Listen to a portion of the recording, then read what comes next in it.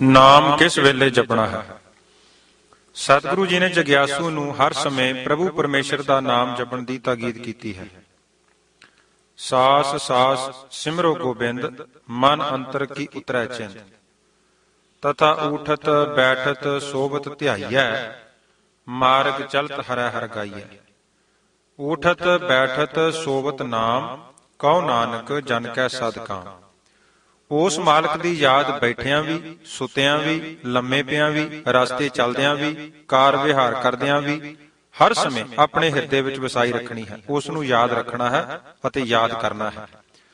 ਗੁਰੂ ਨਾਨਕ ਪਾਤਸ਼ਾਹ ਜੀ ਦਾ ਪਾਵਨ ਬਚਨ ਹੈ ਕਿ ਜਿਹੜਾ ਮਨੁੱਖ ਅੱਠੇ ਪਹਿਰ ਹੀ ਪ੍ਰਭੂ ਪਰਮਾਤਮਾ ਦੇ ਭੈ ਭਾਵਨੀ ਵਿੱਚ ਆਪਣਾ ਜੀਵਨ ਬਤੀਤ ਕਰਦਾ ਹੈ, ਉਸ ਵਾਸਤੇ ਸਾਰੇ ਸਮੇਂ ਹੀ ਮੁਬਾਰਕ ਹਨ, ਕਿਉਂਕਿ ਉਹ ਮਨੁੱਖ ਤਾਂ ਹਰ ਸਮੇਂ ਉਸ ਪ੍ਰਭੂ ਪਰਮਾਤਮਾ ਦੀ ਪਿਆਰੀ ਯਾਦ ਵਿੱਚ ਜੁੜਿਆ ਹੀ ਹੋਇਆ ਹੈ।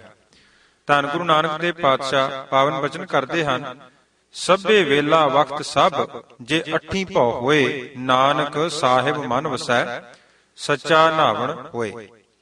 ਮਾਰੂ ਸੋਲੇ ਵਿੱਚ ਧੰਨ ਗੁਰੂ ਅਰਜਨ ਦੇਵ ਪਾਤਸ਼ਾਹ ਪਾਵਨ ਬਚਨ ਕਰਦੇ ਹਨ, ਸਭੇ ਵਕਤ ਸਭੇ ਕਰ ਵੇਲਾ, ਖਾਲਕ ਯਾਦ ਦਿਲੇ ਮੈਂ ਮੌਲਾ।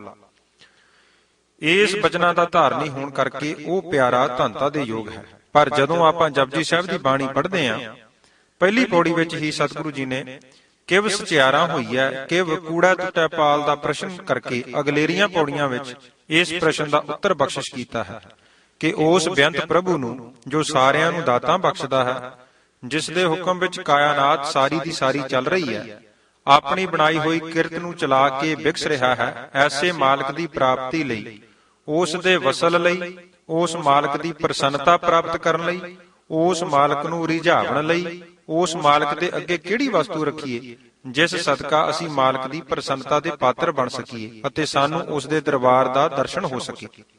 ਰਸਨਾ ਨਾਲ ਕਿਹੋ ਜਿਹੇ ਬਚਨ ਬੋਲੀਏ ਜਿਨ੍ਹਾਂ ਨੂੰ ਸਰਵਣ ਕਰਕੇ, ਜਿਨ੍ਹਾਂ ਨੂੰ ਸੁਣ ਕੇ ਸਾਡਾ ਮਾਲਕ ਪ੍ਰਭੂ ਸਾਡੇ ਨਾਲ ਪਿਆਰ ਕਰਨ ਲੱਗ ਜਾਵੇ। ਤੇ ਫਿਰ ਸਾਹਿਬਾਂ ਨੇ ਉਸੇ ਪੌੜੀ ਦੇ ਅਖੀਰ ਵਿੱਚ ਉੱਤਰ ਬਖਸ਼ਿਸ਼ ਕੀਤਾ ਹੈ ਕਿ ਹੇ ਜਗਿਆਸੂ ਜਨੋ, ਜੇ ਪ੍ਰਭੂ ਮਾਲਕ ਨੂੰ ਪ੍ਰਸੰਨ ਕਰਨਾ ਹੈ, ਉਸ ਦੇ ਦਰਬਾਰ ਦੇ ਦੀਦਾਰ ਕਰਨੇ ਹਨ, ਤੇ ਫਿਰ ਰਸਤਾ ਹੈ ਅੰਮ੍ਰਿਤ ਵੇਲੇ ਉੱਠ ਕੇ ਸਾਵਧਾਨਤਾ ਨਾਲ ਉਸ ਪ੍ਰਭੂ ਮਾਲਕ ਦੀਆਂ ਸਿਫਤਾਂ, ਉਸ ਦੀਆਂ ਵਡਿਆਈਆਂ ਦੀ ਵਿਚਾਰ ਕਰਕੇ ਉਸ ਦੇ ਨਾਲ ਜੁੜਨਾ ਕਰੋ। ਇਸ ਤਰ੍ਹਾਂ ਕਰਨ ਨਾਲ ਉਸ ਮਾਲਕ ਦਾ ਦੀਦਾਰ ਪ੍ਰਾਪਤ ਹੋ ਜਾਵੇਗਾ।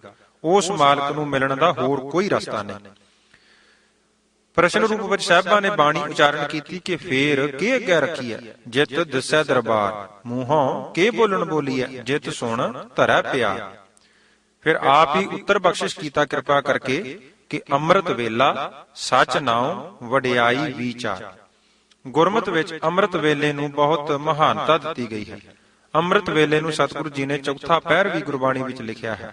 ਉਸ ਸਮੇਂ ਸਰੀਰ ਆਰਾਮ ਕਰਕੇ ਪੂਰਾ ਤਰੋ ਤਾਜ਼ਾ ਹੋ ਗਿਆ ਹੁੰਦਾ ਹੈ, ਦਿਮਾਗ ਵੀ ਸਾਵਧਾਨ ਹੁੰਦਾ ਹੈ, ਸੰਸਾਰਕ ਰੌਲਾ ਗੋਲਾ ਵੀ ਸ਼ਾਂਤ ਹੁੰਦਾ ਹੈ, ਬਹੁਤਾਤ ਸ੍ਰਿਸ਼ਟੀ ਦੇ ਜੀਵ ਆਰਾਮ ਫਰਮਾ ਰਹੇ ਹੁੰਦੇ ਹਨ, ਮਨ ਵੀ ਅਜੇ ਖੰਡਾਓ ਵਿੱਚ ਨਹੀਂ ਹੁੰਦਾ, ਕਾਰ ਵਿਹਾਰ ਦੀਆਂ ਸੋਚਾਂ ਅਜੇ ਆਰੰਭ ਨਹੀਂ ਹੋਈਆਂ ਹੁੰਦੀਆਂ ਤੇ ਮਨ ਥੋੜਾ ਬਹੁਤਾ ਟਿਕਾਓ ਵਿੱਚ ਹੁੰਦਾ ਹੈ। ਐਸੇ ਸਮੇਂ ਨੂੰ ਗੁਰਮਤਿ ਵਿੱਚ ਅੰਮ੍ਰਿਤ ਵੇਲਾ ਆਖਿਆ ਗਿਆ ਹੈ। ਅੰਮ੍ਰਿਤ ਵੇਲੇ ਦਾ ਭਾਵ ਹੈ ਉਹ ਸਮਾਂ ਜਿਸ ਵੇਲੇ ਪ੍ਰਭੂ ਦੀ ਯਾਦ ਹਿਰਦੇ ਵਿੱਚ ਵਸਾਉਣ ਨਾਲ ਮਨੁੱਖ ਮੌਤ ਦੇ ਤਰਾਸ ਵੱਲੋਂ ਵੀ ਨਿਸ਼ਚਿੰਤ ਹੋ ਜਾਂਦਾ ਹੈ। ਸਾਹਿਬ ਗੁਰੂ ਨਾਨਕ ਪਾਤਸ਼ਾਹ ਜੀ ਨੇ ਅੰਮ੍ਰਿਤ ਵੇਲੇ ਦੀ ਸੰਭਾਲ ਕਰਨ ਵਾਲਿਆਂ ਨੂੰ ਪੂਰੇ ਸ਼ਾਹ ਕਿਹਾ ਹੈ। ਉਹ ਮਨੁੱਖ ਜਿਹੜੇ ਅੰਮ੍ਰਿਤ ਵੇਲੇ ਉੱਠ ਕੇ ਪ੍ਰਭੂ ਪਰਮੇਸ਼ਰ ਦੀ ਸਿਫਤੋ ਸਲਾਹ ਵਿੱਚ ਜੁਟ ਜਾਂਦੇ ਹਨ ਅਤੇ ਇਕਾਗਰ ਮਨ ਹੋ ਕੇ ਮਾਲਕ ਪ੍ਰਭੂ ਜੀ ਦੇ ਨਾਮ ਦਾ ਸਿਮਰਨ ਕਰਦੇ ਹਨ। ਕਾਮ, ਕ੍ਰੋਧ, ਆਲਸ, ਨਿੰਦਰਾ ਦੀ ਫੌਜ ਅਤੇ ਮਨ ਨਾਲ ਝਗੜਾ ਕਰਕੇ ਮਨ ਨਾਲ ਜੂਝਦੇ ਹਨ ਅਤੇ ਪ੍ਰਭੂ ਦੇ ਨਾਮ ਦੀ ਰਾਸ ਨੂੰ ਇਕੱਤਰਤ ਕਰਦੇ ਹਨ। ਗੁਰੂ ਦੀ ਦ੍ਰਿਸ਼ਟੀ ਵਿੱਚ ਐਸੇ ਗੁਰੂ ਪਿਆਰੇ ਅਸਲੀ ਸ਼ਾਹੂਕਾਰ, ਅਸਲੀ ਧਨਵਾਨ ਹਨ। ਅੰਮ੍ਰਿਤ ਵੇਲੇ ਨੂੰ ਸਾਹਿਬਾਂ ਨੇ ਕਿਉਂ ਮਹਾਨਤਾ ਦਿੱਤੀ ਹੈ? ਸਾਹਿਬ ਅਗਲੇਰੀਆਂ ਪੰਕਤੀਆਂ ਵਿੱਚ ਸੰਕੇਤ ਦਿੰਦੇ ਨੇ ਕਿ ਜੇ ਅੰਮ੍ਰਿਤ ਵੇਲੇ ਦੀ ਇਕਾਂਤ ਦੀ ਸੰਭਾਲ ਨਾ ਕੀਤੀ, ਫਿਰ ਦੂਜੇ ਪਹਿਰ ਸੂਰਜ ਚੜ੍ਹ ਜਾਂਦਾ ਹੈ। ਹਰ ਮਨੁੱਖ ਉੱਠ ਕੇ ਕਾਰ ਵਿਹਾਰਾਂ ਲਈ ਤੁਰ ਪੈਂਦਾ ਹੈ। ਸੰਸਾਰਕ ਕਾਰ ਵਿਹਾਰਾਂ ਦਾ ਸ਼ੋਰ ਸ਼ਰਾਬਾ ਆਰੰਭ ਹੋ ਜਾਂਦਾ ਹੈ। ਮਨ ਕਾਰ ਵਿਹਾਰਾਂ ਦੀਆਂ ਸੋਚਾਂ ਵਿੱਚ ਖਿੰਡ ਜਾਂਦਾ ਹੈ। ਇਕਾਗਰਤਾ ਖਤਮ ਹੋ ਜਾਂਦੀ ਹੈ। ਮਨੁੱਖ ਸੰਸਾਰੀ ਧੰਦਿਆਂ ਵਿੱਚ ਗਲਤਾਨ ਹੋ ਜਾਂਦਾ ਹੈ। ਫਿਰ ਸੰਸਾਰਕ ਧੰਦਿਆਂ ਵਿੱਚੋਂ ਸਮਾਂ ਕੱਢਣਾ ਮਨੁੱਖ ਲਈ ਮੁਸ਼ਕਲ ਹੋ ਜਾਂਦਾ ਹੈ। ਸਾਰਾ ਦਿਨ ਮਨੁੱਖ ਕਾਰਾਂ ਵਿਹਾਰਾਂ ਵਿੱਚ ਹੀ ਗੋਤੇ ਖਾਂਦਾ ਰਹਿੰਦਾ ਹੈ।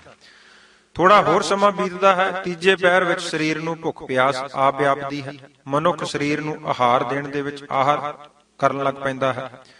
ਕਾਰ ਵਿਹਾਰਾਂ ਵਿੱਚ ਖਚਤ ਹੋਣ ਸਦਕਾ ਪਹਿਲਾਂ ਖਾਧਾ ਸਰੀਰ ਵਿੱਚ ਤਾਂ ਭਸਮ ਹੋ ਜਾਂਦਾ ਹੈ, ਮੁੜ ਸਰੀਰ ਨੂੰ ਆਹਾਰ ਦੇਣ ਦੇ ਆਹਾਰ ਵਿੱਚ ਮਨੁੱਖ ਲੱਗ ਜਾਂਦਾ ਹੈ। ਇਸ ਤਰ੍ਹਾਂ ਹੀ ਕਾਰ ਵਿਹਾਰਾਂ ਅਤੇ ਖਾਣ ਪੀਣ ਵਿੱਚ ਸਾਰਾ ਦਿਨ ਲੰਘ ਜਾਂਦਾ ਹੈ, ਬਤੀਤ ਹੋ ਜਾਂਦਾ ਹੈ। ਸਾਰੀ ਦਿਹਾੜੀ ਕਾਰ ਵਿਹਾਰਾਂ ਦੀ ਥਕਾਵਟ ਹੋਣ ਸਦਕਾ ਰਾਤ ਪੈਣ ਤੇ ਮਨੁੱਖ ਗੂੜੀ ਨੀਂਦ ਵਿੱਚ ਸੌਂ ਜਾਂਦਾ ਹੈ, ਮੁੜ ਸਵੇਰੇ ਉੱਠ ਕੇ ਕਾਰਾਂ ਵਿਹਾਰਾਂ ਵਿੱਚ ਫਿਰ ਖਚਤ ਹੋ ਜਾਂਦਾ ਹੈ, ਜਿਵੇਂ ਕਿ ਸਦਾ ਇਸ ਸੰਸਾਰ ਵਿੱਚ ਹੀ ਰਹਿਣਾ ਹੋਵੇ। ਇਸ ਭਾਵਨਾ ਨਾਲ ਸੰਸਾਰ ਵਿੱਚ ਵਿਚਰਦਾ ਹੈ। ਇਸ ਲਈ ਸਤਿਗੁਰੂ ਜੀ ਨੇ ਪ੍ਰੇਰਣਾ ਦਿੱਤੀ ਹੈ ਕਿ ਇਹ ਮਨੁੱਖ ਅੰਮ੍ਰਿਤ ਵੇਲੇ ਦੀ ਸੰਭਾਲ ਜ਼ਰੂਰ ਕਰ। ਅੰਮ੍ਰਿਤ ਵੇਲੇ ਦੀ ਕੀਤੀ ਹੋਈ ਸੰਭਾਲ ਤੇਰੇ ਸਾਰਾ ਦਿਨ ਕੰਮ ਆਵੇਗੀ। ਸੰਸਾਰਕ ਕਾਰ ਵਿਹਾਰ ਕਰਦਿਆਂ ਵੀ ਤੇਰੀ ਰੁਚੀ, ਤੇਰੀ ਸੁਰਤੀ ਪ੍ਰਭੂ ਪਰਮੇਸ਼ਰ ਜੀ ਦੇ ਨਾਮ ਵਿੱਚ ਲੱਗੀ ਰਹੇਗੀ, ਕਿਉਂਕਿ ਅੰਮ੍ਰਿਤ ਵੇਲੇ ਇਕਾਂਤ ਸਮੇਂ ਨਾਮ ਜਪਣ ਦੇ ਜੋ ਸੰਸਕਾਰ ਤੇਰੇ ਮਨ ਵਿੱਚ ਇਕੱਤਰ ਹੋਣੇ ਹਨ, ਉਹ ਸਾਰਾ ਦਿਨ ਤੈਨੂੰ ਪ੍ਰਭੂ ਨਾਲ ਜੁੜਨ ਲਈ ਸਹਾਇਕ ਹੋਣਗੇ। ਇਸੇ ਕਰਕੇ ਅੰਮ੍ਰਿਤ ਵੇਲਾ ਬਹੁਤ ਮਹਾਨਤਾ ਵਾਲਾ ਹੈ। ਧੰਨ ਗੁਰੂ ਨਾਨਕ ਦੇਵ ਪਾਤਸ਼ਾਹ ਜੀ ਦਾ ਪਾਵਨ ਸ਼ਲੋਕ ਪੰਨਾ 145 ਉੱਪਰ ਅੰਕਿਤ ਹੈ। ਸਬਾਹੀ ਸਾਲਾ ਜਿਨੀ ਧਿਆਇਆ ਇੱਕ ਮਨ, ਸੇਈ ਪੂਰੇ ਸ਼ਾਹ ਵਕਤ ਉੱਪਰ ਲੜ ਮੋਏ। ਦੂਜੈ ਬਹੁਤੇਰਾ ਮਨ ਕੀਆਂ ਮੱਤੀ ਖਿੰਡੀਆਂ, ਬਹੁਤ ਪਏ ਅਸਗਾ ਗੋਤੇ ਖਾਹੇ ਨਾ ਨਿਕਲੈ। ਤੀਜੈ ਮੁਹੀ ਗਰਾ ਭੁੱਖ ਤਿਖਾ ਦੋਏ ਭੌਂਕੀਆਂ, ਖਾਧਾ ਹੋਏ ਸੁਆ ਭੀ ਖਾਣੇ ਸਿਉ ਦੋਸਤੀ। ਚੌਥਾ ਆਈ ਊਂਗ ਅੱਖੀ ਮੀਟ ਪਵਾਰ ਗਿਆ, ਭੀ ਉੱਠ ਰਚਿਓ ਨਵਾਦ ਸਹਿ ਵਰਿਆਂ ਕੀ ਪੇੜ ਬੱਧੀ।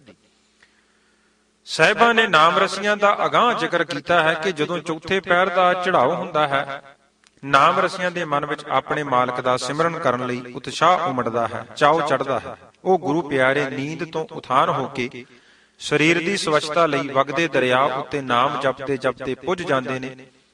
ਉੱਥੇ ਸਰੀਰ ਨੂੰ ਪਾਣੀ ਨਾਲ ਪਵਿੱਤਰ ਕਰਦੇ ਨੇ, ਮੁੜ ਸਤ ਸੰਗਤ ਵਿੱਚ ਆ ਕੇ ਆਪਣੀ ਆਤਮਾ ਦੀ ਪਵਿੱਤਰਤਾ ਲਈ ਪ੍ਰਭੂ ਦਾ ਨਾਮ ਪਿਆਰ ਵਿੱਚ ਭੱਜ ਕੇ ਜਪਣਾ ਸ਼ੁਰੂ ਕਰ ਦਿੰਦੇ ਨੇ।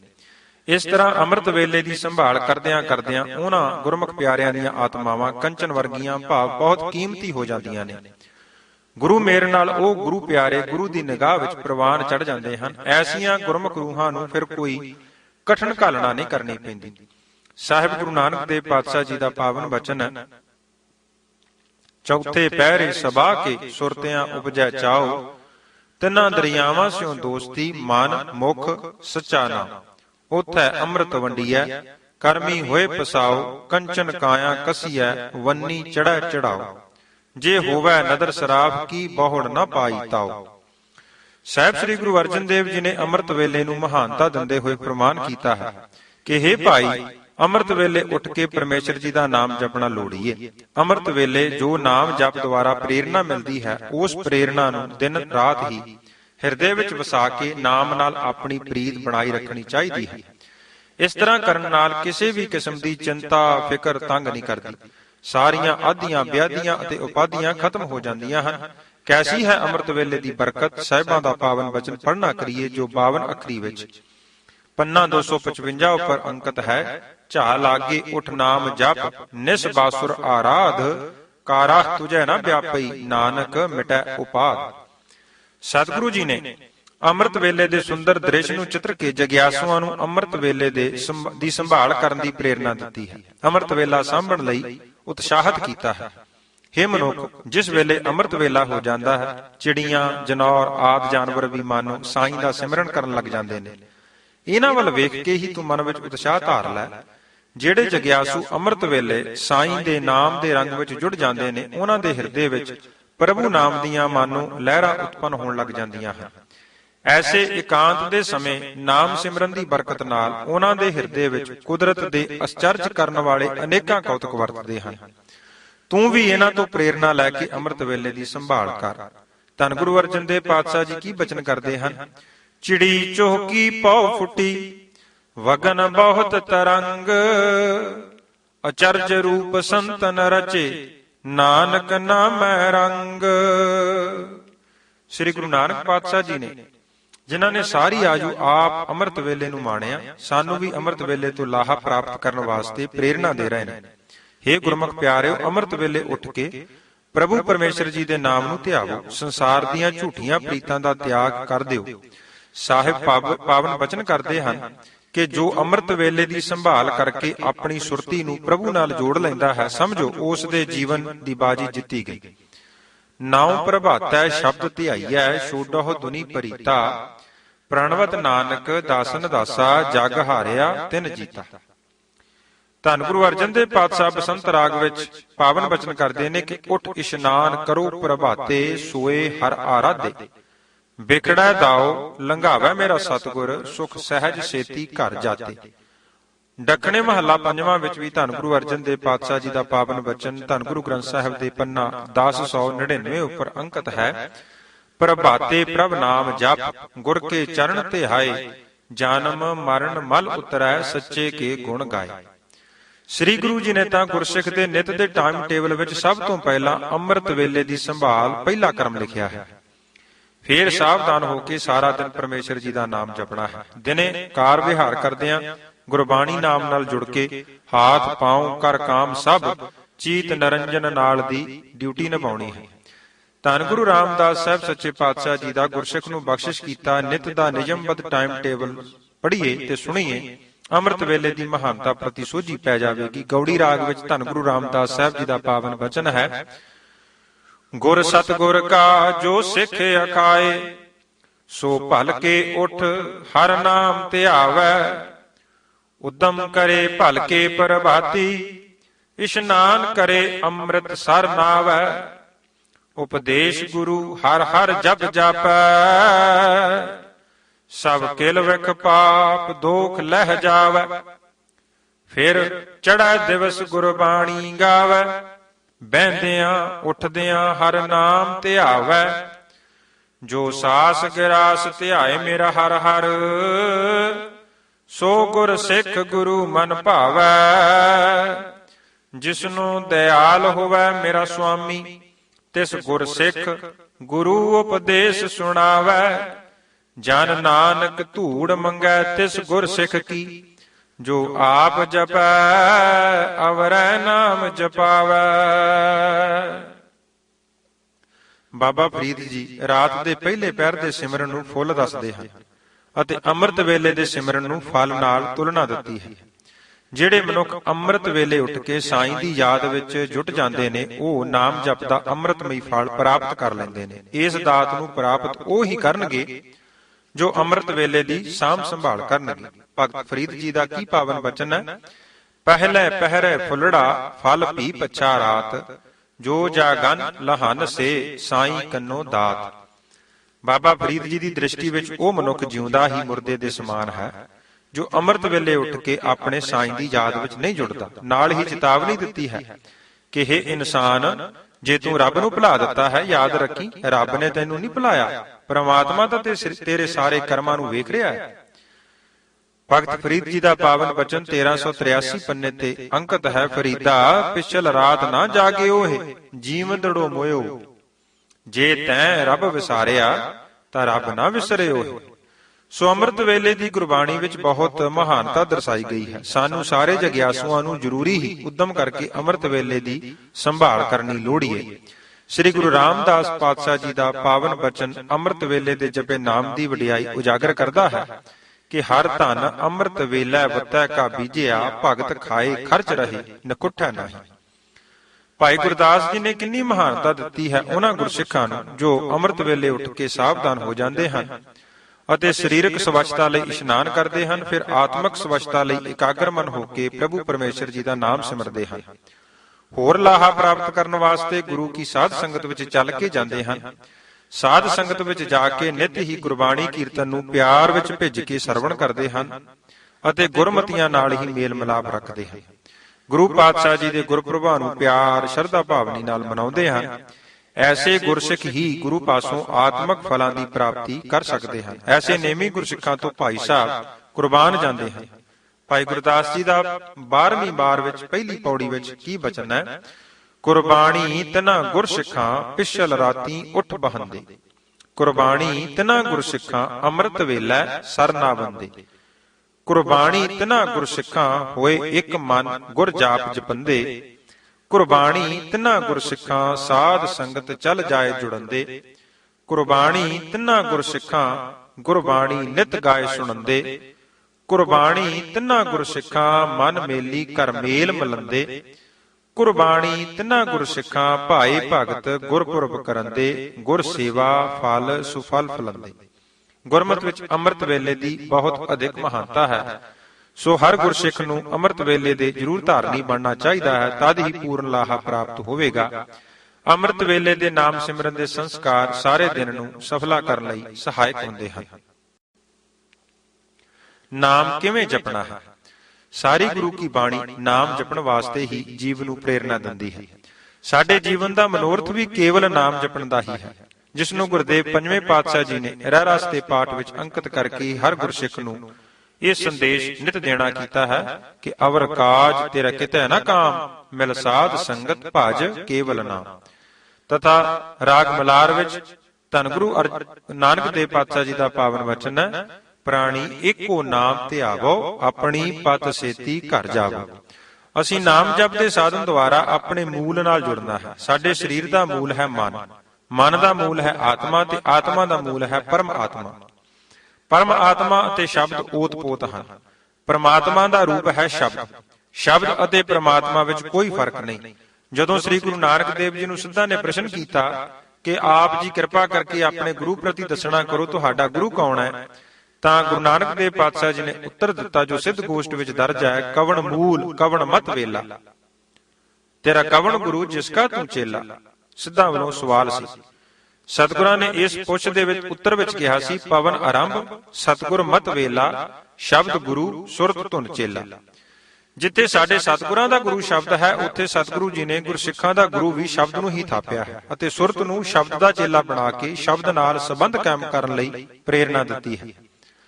ਸਿੱਧਾਂ ਨੇ ਸ੍ਰੀ ਗੁਰੂ ਨਾਨਕ ਦੇਵ ਪਾਤਸ਼ਾਹ ਜੀ ਨੂੰ ਇੱਕ ਹੋਰ ਸਵਾਲ ਕਰਕੇ ਪੁੱਛਿਆ ਸੀ ਕਿ ਹੇ ਅਤੀਤ ਗੁਰੂ ਨਾਨਕ, ਸੰਸਾਰ ਇੱਕ ਬਹੁਤ ਵਿਸ਼ਾਲ ਡਰਾਉਣਾ ਸਮੁੰਦਰ ਹੈ, ਇਸ ਭਿਆਨਕ ਸਮੁੰਦਰ ਤੋਂ ਕਿਵੇਂ ਪਾਰ ਉਤਰ ਸਕੀਦਾ ਹੈ? ਦੁਨੀਆ ਸਾਗਰ ਦੁੱਤਰ ਕਹੀਐ, ਕਿਉਂ ਕਰ ਪਾਈਐ ਪਾਰੋ, ਚਰਪਟ ਬੋਲੈ ਔਧੂ ਨਾਨਕ ਦੇਹੋ ਸੱਚਾ ਵਿਚਾਰ। ਸਿੱਧਾਂ ਦੇ ਸਵਾਲ ਦਾ ਉੱਤਰ ਦਿੰਦੇ ਹੋਏ ਸ੍ਰੀ ਗੁਰੂ ਨਾਨਕ ਪਾਤਸ਼ਾਹ ਜੀ ਨੇ ਉਹਨਾਂ ਨੂੰ ਮਾਰਗਦਰਸ਼ਨ ਕਰਕੇ ਯੁਕਤੀ ਦੱਸੀ ਕਿ ਠੀਕ ਹੈ, ਸੰਸਾਰ ਬਹੁਤ ਭਿਆਨਕ ਸਮੁੰਦਰ ਹੈ, ਇਸ ਵਿੱਚੋਂ ਤਰਨ ਲਈ ਗੁਰੂ ਤੋਂ ਅਗਵਾਈ ਲੈਣੀ ਹੈ। ਸੰਸਾਰ ਸਮੁੰਦਰ ਤੋਂ ਡਰ ਕੇ ਬਾਹਰ ਜੰਗਲਾਂ ਵਿੱਚ ਭੱਜ ਕੇ ਨਹੀਂ ਜਾਣਾ, ਸਗੋਂ ਕਮਲ ਫੁੱਲ ਅਤੇ ਮੁਰਗਾਬੀ ਤੋਂ ਸਿੱਖਿਆ ਲੈ ਕੇ ਸੰਸਾਰ ਵਿੱਚ ਰਹਿਣ ਦੀ ਜਾਚ ਸਿੱਖਣੀ ਹੈ। ਜਿਵੇਂ ਕੌਲ ਫੁੱਲ ਪਾਣੀ ਵਿੱਚੋਂ ਪੈਦਾ ਹੁੰਦਾ ਹੈ, ਪਾਣੀ ਵਿੱਚ ਰਹਿੰਦਾ ਹੈ, ਪਾਣੀ ਹੀ ਉਸ ਦਾ ਜੀਵਨ ਆਧਾਰ ਹੈ, ਪਰ ਕੌਲ ਫੁੱਲ ਪਾਣੀ ਦੀ ਸਤ੍ਹਾ ਤੋਂ ਉੱਪਰ ਰਹਿੰਦਾ ਹੈ।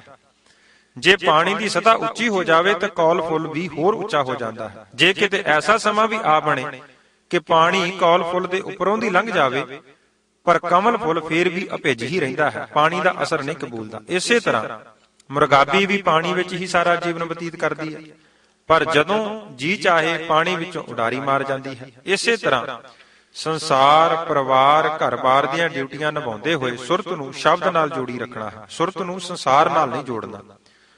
ਜਿਸ ਦੀ ਸੁਰਤ ਸ਼ਬਦ ਨਾਲ ਜੁੜੀ ਰਹੇਗੀ, ਉਸ ਨੂੰ ਸੰਸਾਰ ਵਿੱਚ ਰਹਿੰਦਿਆਂ ਨਿਰੰਕਾਰ ਦੀ ਲਖਤਾ ਹੋ ਜਾਵੇਗੀ। ਸੰਸਾਰ ਭਵਜਾਲ ਉਸ ਦਾ ਕੁਝ ਵੀ ਵਿਗਾੜ ਨਹੀਂ ਸਕੇਗਾ। ਧੰਨ ਗੁਰੂ ਨਾਨਕ ਦੇਵ ਪਾਤਸ਼ਾਹ ਜੀ ਨੇ ਬਚਨ ਕੀਤਾ, ਜੈਸੇ ਜਲ ਮਹਿ ਕਮਲ ਨਿਰਾਲਮ, ਮੁਰਗਾਈ ਨੈ ਸਾਣੇ, ਸੁਰਤ ਸ਼ਬਦ ਭਵ ਸਾਗਰ ਤਰੀਐ, ਨਾਨਕ ਨਾਮ ਬਖਾਣੇ। ਪ੍ਰੋਫੈਸਰ ਪੂਰਨ ਸਿੰਘ ਜੀ ਜਿਸ ਵੇਲੇ ਭਾਈ ਵੀਰ ਸਿੰਘ ਜੀ ਦੀ ਸੰਗਤ ਦੁਆਰਾ ਸੰਨਿਆਸ ਤਿਆਗ ਕੇ ਗੁਰਮਤਿ ਦੇ ਧਾਰਨੀ ਬਣ ਗਏ, ਇੱਕ ਦਿਨ ਪਰਿਵਾਰ ਅਤੇ ਰਿਸ਼ਤੇਦਾਰਾਂ ਦੇ ਛੋਟੇ-ਛੋਟੇ ਬੱਚਿਆਂ ਨਾਲ ਖੇਡ ਰਹੇ ਸਨ। ਖੇਡ ਵਿੱਚ ਮਗਨ ਬੱਚਿਆਂ ਨਾਲ ਬੱਚੇ ਹੀ ਬਣੇ ਹੋਏ ਸਨ। ਇੱਕ ਸੰਨਿਆਸੀਆਂ ਦੀ ਟੋਲੀ ਜੋ ਪ੍ਰੋਫੈਸਰ ਪੂਰਨ ਸਿੰਘ ਹੋਰਾਂ ਨੂੰ ਵੀ ਜਾਣਦੀ ਸੀ, ਉਹ ਰਸਤੇ ਲੰਘੇ ਜਿੱਥੇ ਪ੍ਰੋਫੈਸਰ ਸਾਹਿਬ ਬੱਚਿਆਂ ਨਾਲ ਖੇਡ ਰਹੇ ਸਨ। ਪ੍ਰੋਫੈਸਰ ਪੂਰਨ ਸਿੰਘ ਹੋਰਾਂ ਨੂੰ ਬੱਚਿਆਂ ਨਾਲ ਬੱਚੇ ਬਣ ਕੇ ਵੇਖ ਉਹਨਾਂ ਤਰਕ ਕੀਤੀ, ਟਕੋਰ ਕੀਤੀ ਕਿ ਵੇਖੋ, ਇਹੋ ਜਿਹੇ ਵੀ ਦੁਨੀਆ ਉੱਤੇ ਸੰਨਿਆਸੀ ਹਨ। ਪਹਿਲਾਂ ਘਰ-ਬਾਰ, ਪਰਿਵਾਰ ਤਿਆਗ ਸੰਨਿਆਸ ਧਾਰਨ ਕਰ ਲਿਆ, ਮੁੜ ਜਦੋਂ ਮਾਇਆ ਨੇ ਜ਼ੋਰ ਪਾਇਆ, ਘਰ ਵਿੱਚ ਆ ਕੇ ਪਰਿਵਾਰ ਬੱਚਿਆਂ ਨਾਲ ਮੋਹ ਪਿਆਰ ਪਾ ਕੇ ਮਾਇਆ ਵਿੱਚ ਹੀ ਜਕੜੇ ਗਏ। ਇਹ ਤਾਂ ਸੰਨਿਆਸ ਨੂੰ ਵੀ ਕਲੰਕਿਤ ਕਰਨ ਵਾਲੀ ਗੱਲ ਹੈ। ਪ੍ਰੋਫੈਸਰ ਪੂਰਨ ਸਿੰਘ ਹੋਰਾਂ ਦੇ ਕੰਨਾਂ ਵਿੱਚ ਉਹਨਾਂ ਸੰਨਿਆਸੀਆਂ ਦੀ ਤਰਕ ਦੇ ਬੋਲ ਪੈ ਗਏ। ਆਪ ਬੱਚਿਆਂ ਦੀ ਖੇਡ ਛੱਡ ਕੇ ਉਹਨਾਂ ਸੰਨਿਆਸੀਆਂ ਪਾਸ ਚਲੇ ਗਏ। ਉਹਨਾਂ ਨੂੰ ਸੰਬੋਧਨ ਕਰਕੇ ਕਹਿਣ ਲੱਗੇ ਕਿ ਭਲਿਓ, ਤੁਸੀਂ ਕਦੇ ਚਿੜੀਆਂ ਨੂੰ ਵੇਖਿਆ ਹੈ ਕਿ ਉਹ ਕਿਵੇਂ ਆਪਣੇ ਬੱਚਿਆਂ ਨਾਲ ਲਾਡ ਲਡਾਉਂਦੀਆਂ, ਆਪਣਾ ਸਿਰ ਮੂੰਹ ਮਿੱਟੀ ਕਰ ਲੈਂਦੀਆਂ ਹਨ, ਪਰ ਜਦ ਉਹਨਾਂ ਦਾ ਚਿੱਤ ਚਾਹੁੰਦਾ ਹੈ ਇੱਕਦਮ ਉਡਾਰੀ ਮਾਰ ਕੇ ਆਪਣੇ ਖੰਭਾਂ ਦੀ ਮਿੱਟੀ ਝਾੜ ਕੇ ਪਤਾ ਨਹੀਂ ਕਿੱਥੇ ਚਲੀਆਂ ਜਾਂਦੀਆਂ ਹਨ। ਬੱਚਿਆਂ ਦਾ ਭੋਰਾ ਜਿੰਨਾ ਵੀ ਆਪਣੇ ਮਨ ਵਿੱਚ ਲਗਾਵ ਨਹੀਂ ਰੱਖਦੀਆਂ। ਜਦੋਂ ਬੱਚਿਆਂ ਨਾਲ ਖੇਡਦੀਆਂ ਸਨ, ਖੇਡ ਵਿੱਚ ਪੂਰੀਆਂ ਮਸਤ ਸਨ। ਜਦੋਂ ਛੱਡ ਦਿੱਤਾ, ਉਡਾਰੀ ਮਾਰ ਦਿੱਤੀ। ਨਾ ਖੇਡ ਨਾਲ ਲਗਾਓ, ਨਾ ਬੱਚਿਆਂ ਨਾਲ ਮੋਹ ਪਿਆਰ। ਇਹ ਹੈ ਗੁਰੂ ਨਾਨਕ ਦਾ ਸੰਨਿਆਸ। ਸੰਸਾਰ ਵਿੱਚ ਰਹਿੰਦਿਆਂ ਸਾਰੀਆਂ ਜ਼ਿੰਮੇਵਾਰੀਆਂ ਵੀ ਨਿਭਾਉਣੀਆਂ ਨੇ। ਜਦੋਂ ਨਿਰੰਕਾਰ ਨਾਲ ਜੁੜਨਾ, ਫਿਰ ਸਾਰੇ ਕੁਝ ਦੇ ਲਗਾਵ ਨੂੰ ਤਿਆਗ ਦੇਣਾ। ਸੰਸਾਰ ਛੱਡਣਾ ਨਹੀਂ, ਸੰਸਾਰ ਦੀ ਪਕੜ ਛੱਡਣੀ ਹੈ। ਸੰਸਾਰ ਨਹੀਂ ਛੱਡਣਾ, ਸੰਸਾਰ ਦੀ ਪਕੜ ਛੱਡਣੀ ਹੈ। ਸਤਿਗੁਰੂ ਨਾਨਕ ਸਾਹਿਬ ਜੀ ਨੇ ਵਿੱਚੇ ਗ੍ਰਹਿ ਸਦਾ ਰਹੇ ਉਦਾਸੀ, ਜਿਉ ਕਮਲ ਰਹਿ ਵਿੱਚ ਪਾਣੀ ਹੈ। ਇਹ ਜੀਵਨ ਜੁਗਤੀ ਬਖਸ਼ਿਸ਼ ਕਰਕੇ ਅਸਲੀ ਸੰਨਿਆਸ ਦੇ ਪੂਰਨੇ ਪਾਏ ਹਨ। ਜੇ ਹੱਠ ਨਾਲ ਸੰਸਾਰ ਤਿਆਗ ਵੀ ਦਿੱਤਾ, ਪਰਿਵਾਰ, ਘਰ-ਬਾਰ, ਬੱਚਿਆਂ ਦਾ ਮੋਹ ਮਨ ਵਿੱਚ ਘਰ ਹੀ ਕਰੀ ਬੈਠਾ, ਉਹ ਸੰਨਿਆਸੀ ਕਾਹਦਾ? ਗੁਰੂ ਨਾਨਕ ਪਾਤਸ਼ਾਹ ਜੀ ਦੇ ਮੁਖਾਰਬਿੰਦ ਤੋਂ ਉਚਾਰਨ ਕੀਤੇ ਬਚਨ ਇੱਕ ਸਾਖੀ ਰਾਹੀਂ ਵਾਚੀਏ, ਵਧੇਰੇ ਸਪਸ਼ਟਤਾ ਹੋ ਜਾਵੇਗੀ। ਇੱਕ ਸਮੇਂ ਭਾਈ ਪਿਰਥਾ ਤੇ ਖੇਡਾ ਸੋਇਰੀ ਸਤਿਗੁਰੂ ਨਾਨਕ ਪਾਤਸ਼ਾਹ ਜੀ ਦੇ ਦਰਬਾਰ ਵਿੱਚ ਹਾਜ਼ਰ ਹੋਏ। ਕੀਰਤਨ ਚੱਲ ਰਿਹਾ ਸੀ। ਝਟਪਟ ਹੀ ਦੋਵਾਂ ਦੀ ਸੁਰਤ ਇਕਾਗਰ ਹੋ ਗਈ। ਕੀਰਤਨ ਦੀ ਸਮਾਪਤੀ ਤੋਂ ਪਿੱਛੋਂ ਧੰਨ ਗੁਰੂ ਨਾਨਕ ਦੇਵ ਪਾਤਸ਼ਾਹ ਜੀ ਨੇ ਭਾਈ ਪਿਰਥਾ ਅਤੇ ਖੇਡਾ ਸੋਇਰੀ ਨੂੰ ਪੁੱਛਿਆ ਕਿ ਭਾਈ, ਕਿਸ ਕਾਮਨਾ ਕਰਕੇ ਸੰਗਤ ਵਿੱਚ ਆਏ ਹੋ? ਭਾਈ ਪਿਰਥਾ ਜੀ ਨੇ ਹੱਥ ਜੋੜ ਕੇ ਬੇਨਤੀ ਕੀਤੀ, ਜੀ ਜੋ ਆਨੰਦ, ਜੋ ਰਸ ਹੁਣ ਆ ਰਿਹਾ ਸੀ, ਇਹ ਬਣਿਆ ਰਹੇ। ਜਿਵੇਂ ਸੰਸਾਰ ਹੁਣ ਅਸਤ ਪ੍ਰਤੀਤ ਕਰਾਇਆ ਜੇ, ਇਸੇ ਤਰ੍ਹਾਂ ਪ੍ਰਤੀਤ ਹੁੰਦਾ ਰਹੇ। ਸਦਾ ਆਪਣੀ ਚਰਨ ਚਰਨ ਵਿੱਚ ਰੱਖੋ, ਸਾਡਾ ਤੁਹਾਡੇ ਨਾਲੋਂ ਕਦੇ ਵੀ ਵਿਛੋੜਾ ਨਾ ਪਵੇ। ਗੁਰੂ ਨਾਨਕ ਪਾਤਸ਼ਾਹ ਜੀ ਨੇ ਬਚਨ ਕੀਤਾ, ਭਾਈ ਪਿਰਥਾ, ਸਾਡੇ ਚਰਨ ਸਦਾ ਸਾਧ ਸੰਗਤ ਵਿੱਚ ਰਹਿੰਦੇ ਨੇ, ਤੁਸੀਂ ਸਾਧ ਸੰਗਤ ਕਰਨੀ। ਦੂਸਰਾ, ਸਰੀਰ ਸਾਡਾ ਸਰਗੁਣ ਹੈ। ਸਰਗੁਣ ਕਦੀ ਸੰਸਾਰ ਤੇ ਸਦੀਵ ਹੀ ਨਹੀਂ ਰਹਿੰਦਾ। ਸਰੀਰ ਨਾਲ ਜੁੜੋਗੇ ਤਾਂ ਵਿਛੋੜਾ ਅਵਸ਼ ਹੋਵੇਗਾ। ਸ਼ਬਦ ਸਾਡਾ ਹਿਰਦਾ ਹੈ। ਜੇ ਸ਼ਬਦ ਨਾਲ ਮਿਲੋਗੇ, ਸਾਡੇ ਨਾਲੋਂ ਕਦੇ ਵੀ ਵਿਛੜੋਗੇ ਨਾ। ਗੁਰਮਤਿ ਦਾ ਮਾਰਗ ਹੈ ਵੀ ਬਹੁਤ ਸੁਖ ਹੈ। ਗੁਰਮਤਿ ਦੇ ਧਾਰਨੀ ਬਣਨ ਲਈ ਨਾ ਘਰ-ਬਾਰ ਛੱਡਣਾ ਹੈ, ਨਾ ਮਾਇਆ ਛੱਡਣੀ ਹੈ, ਨਾ ਸੁਖ ਆਰਾਮ ਛੱਡਣੇ ਪੈਂਦੇ ਹਨ, ਅਤੇ ਨਾ ਹੀ ਪਰਿਵਾਰ ਅਤੇ ਬੱਚਿਆਂ ਦਾ ਤਿਆਗ ਕਰਨਾ ਪੈਂਦਾ ਹੈ। ਸਾਰੇ ਸੁਖ ਆਰਾਮ ਮਾਣਦੇ ਹੋਏ, ਸੰਸਾਰਕ ਡਿਊਟੀਆਂ ਨਿਭਾਉਂਦੇ ਹੋਏ ਸੁਰਤੀ ਨੂੰ ਪ੍ਰਭੂ ਚਰਨਾਂ ਨਾਲ ਜੋੜਨਾ ਹੈ। ਔਖਾ ਇਸ ਕਰਕੇ ਹੈ ਕਿਉਂਕਿ ਇਹ ਮਾਰਗ ਬਹੁਤ ਸੂਖਮ ਅਤੇ ਗਾਖੜਾ ਹੈ। ਦ੍ਰਿਸ਼ਟਮਾਨ ਵਿੱਚ ਰਹਿੰਦਿਆਂ, ਸਥੂਲ ਵਿੱਚ ਵਿਚਰਦਿਆਂ, ਦ੍ਰਿਸ਼ਟਮਾਨ ਦੀ ਅਤੇ ਸਥੂਲ ਮਾਇਆ ਦੀ ਪਕੜ ਛੱਡਣੀ ਪੈਂਦੀ ਹੈ। ਧਨ ਪਦਾਰਥ ਸਥੂਲ ਹੈ, ਪਰਿਵਾਰ ਸਥੂਲ ਹੈ, ਘਰ-ਬਾਰ ਸਥੂਲ ਹੈ, ਸਾਡਾ ਸਰੀਰ ਸਥੂਲ ਹੈ।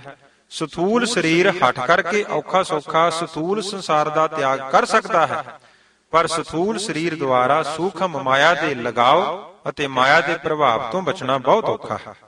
ਤਦ ਹੀ ਬਾਬਾ ਕਬੀਰ ਜੀ ਨੇ ਫਰਮਾਨ ਕੀਤਾ ਹੈ, ਕਬੀਰ, ਮਾਇਆ ਤਜੀ ਤਾਂ ਕਿਆ ਪਹਿਆ, ਜੋ ਮਾਨ ਤਜਿਆ ਨਹੀਂ ਜਾਏ। ਮਾਨ ਮੁਨੀ ਮੁਨਵਰ ਗਲੇ, ਮਾਨ ਸਭੈ ਕੋ ਖਾਏ। ਮਾਇਆ ਦੇ ਸੂਖਮ ਪ੍ਰਭਾਵ ਤੋਂ ਛੁੱਟਣ ਲਈ, ਆਪਣੀ ਸੂਖਮ ਸੁਰਤ ਨੂੰ ਸੰਸਾਰ ਵੱਲੋਂ ਨਿਰਲੇਪ ਕਰਨ ਲਈ ਸਤਿਗੁਰੂ ਜੀ ਨੇ ਸਾਨੂੰ ਸਾਧਨ ਵੀ ਸੂਖਮ ਨਾਮ ਦਾ ਹੀ ਬਖਸ਼ਿਸ਼ ਕੀਤਾ ਹੈ। ਜਦੋਂ ਸੂਖਮ ਸ਼ਬਦ ਦੇ ਸਾਧਨ ਦੁਆਰਾ ਮਨ ਦੇ ਸਾਰੇ ਬੰਧਨ ਛੁੱਟ ਗਏ, ਫੇਰ ਸਮਝੋ ਗੱਲ ਬਣ ਗਈ। ਸਾਡੀ ਸੁਰਤ ਵੀ ਸੂਖਮ ਹੈ, ਸ਼ਬਦ ਵੀ ਸੂਖਮ ਹੈ। ਦੋਵਾਂ ਦਾ ਆਪਸੀ ਮੇਲ ਕਰਨਾ ਹੈ। ਮੇਲ ਕਰਾਉਣ ਵਾਲੀ ਹੈ ਸ਼ਬਦ ਦੀ ਧੁਨ। ਜੋ ਆਪਾਂ ਗੁਰੂ ਸ਼ਬਦ ਦੀ ਧੁਨ ਬੋਲ ਕੇ ਬੁੱਲਾਂ ਨਾਲ ਜਾਂ ਘੰਟੀ ਰਾਹੀਂ ਜਾਂ ਸਵਾਸਾਂ ਨਾਲ ਪ੍ਰਗਟ ਕਰਦੇ ਹਾਂ, ਉਸ ਨਿਕਲ ਰਹੀ ਧੁਨ ਦੇ ਵਿੱਚ ਧਿਆਨ ਜੋੜਨਾ ਹੈ। ਫਿਰ ਦੁਬਾਰਾ ਦੁਹਰਾ ਲਈਏ, ਸਾਡੀ ਸੁਰਤ ਵੀ ਸੂਖਮ ਹੈ, ਉਧਰ ਸ਼ਬਦ ਵੀ ਸੂਖਮ ਹੈ। ਦੋਵਾਂ ਦਾ ਆਪਸੀ ਮੇਲ ਕਰਨਾ ਹੈ। ਮੇਲ ਕਰਾਉਣ ਵਾਲੀ ਹੈ ਸ਼ਬਦ ਦੀ ਧੁਨ।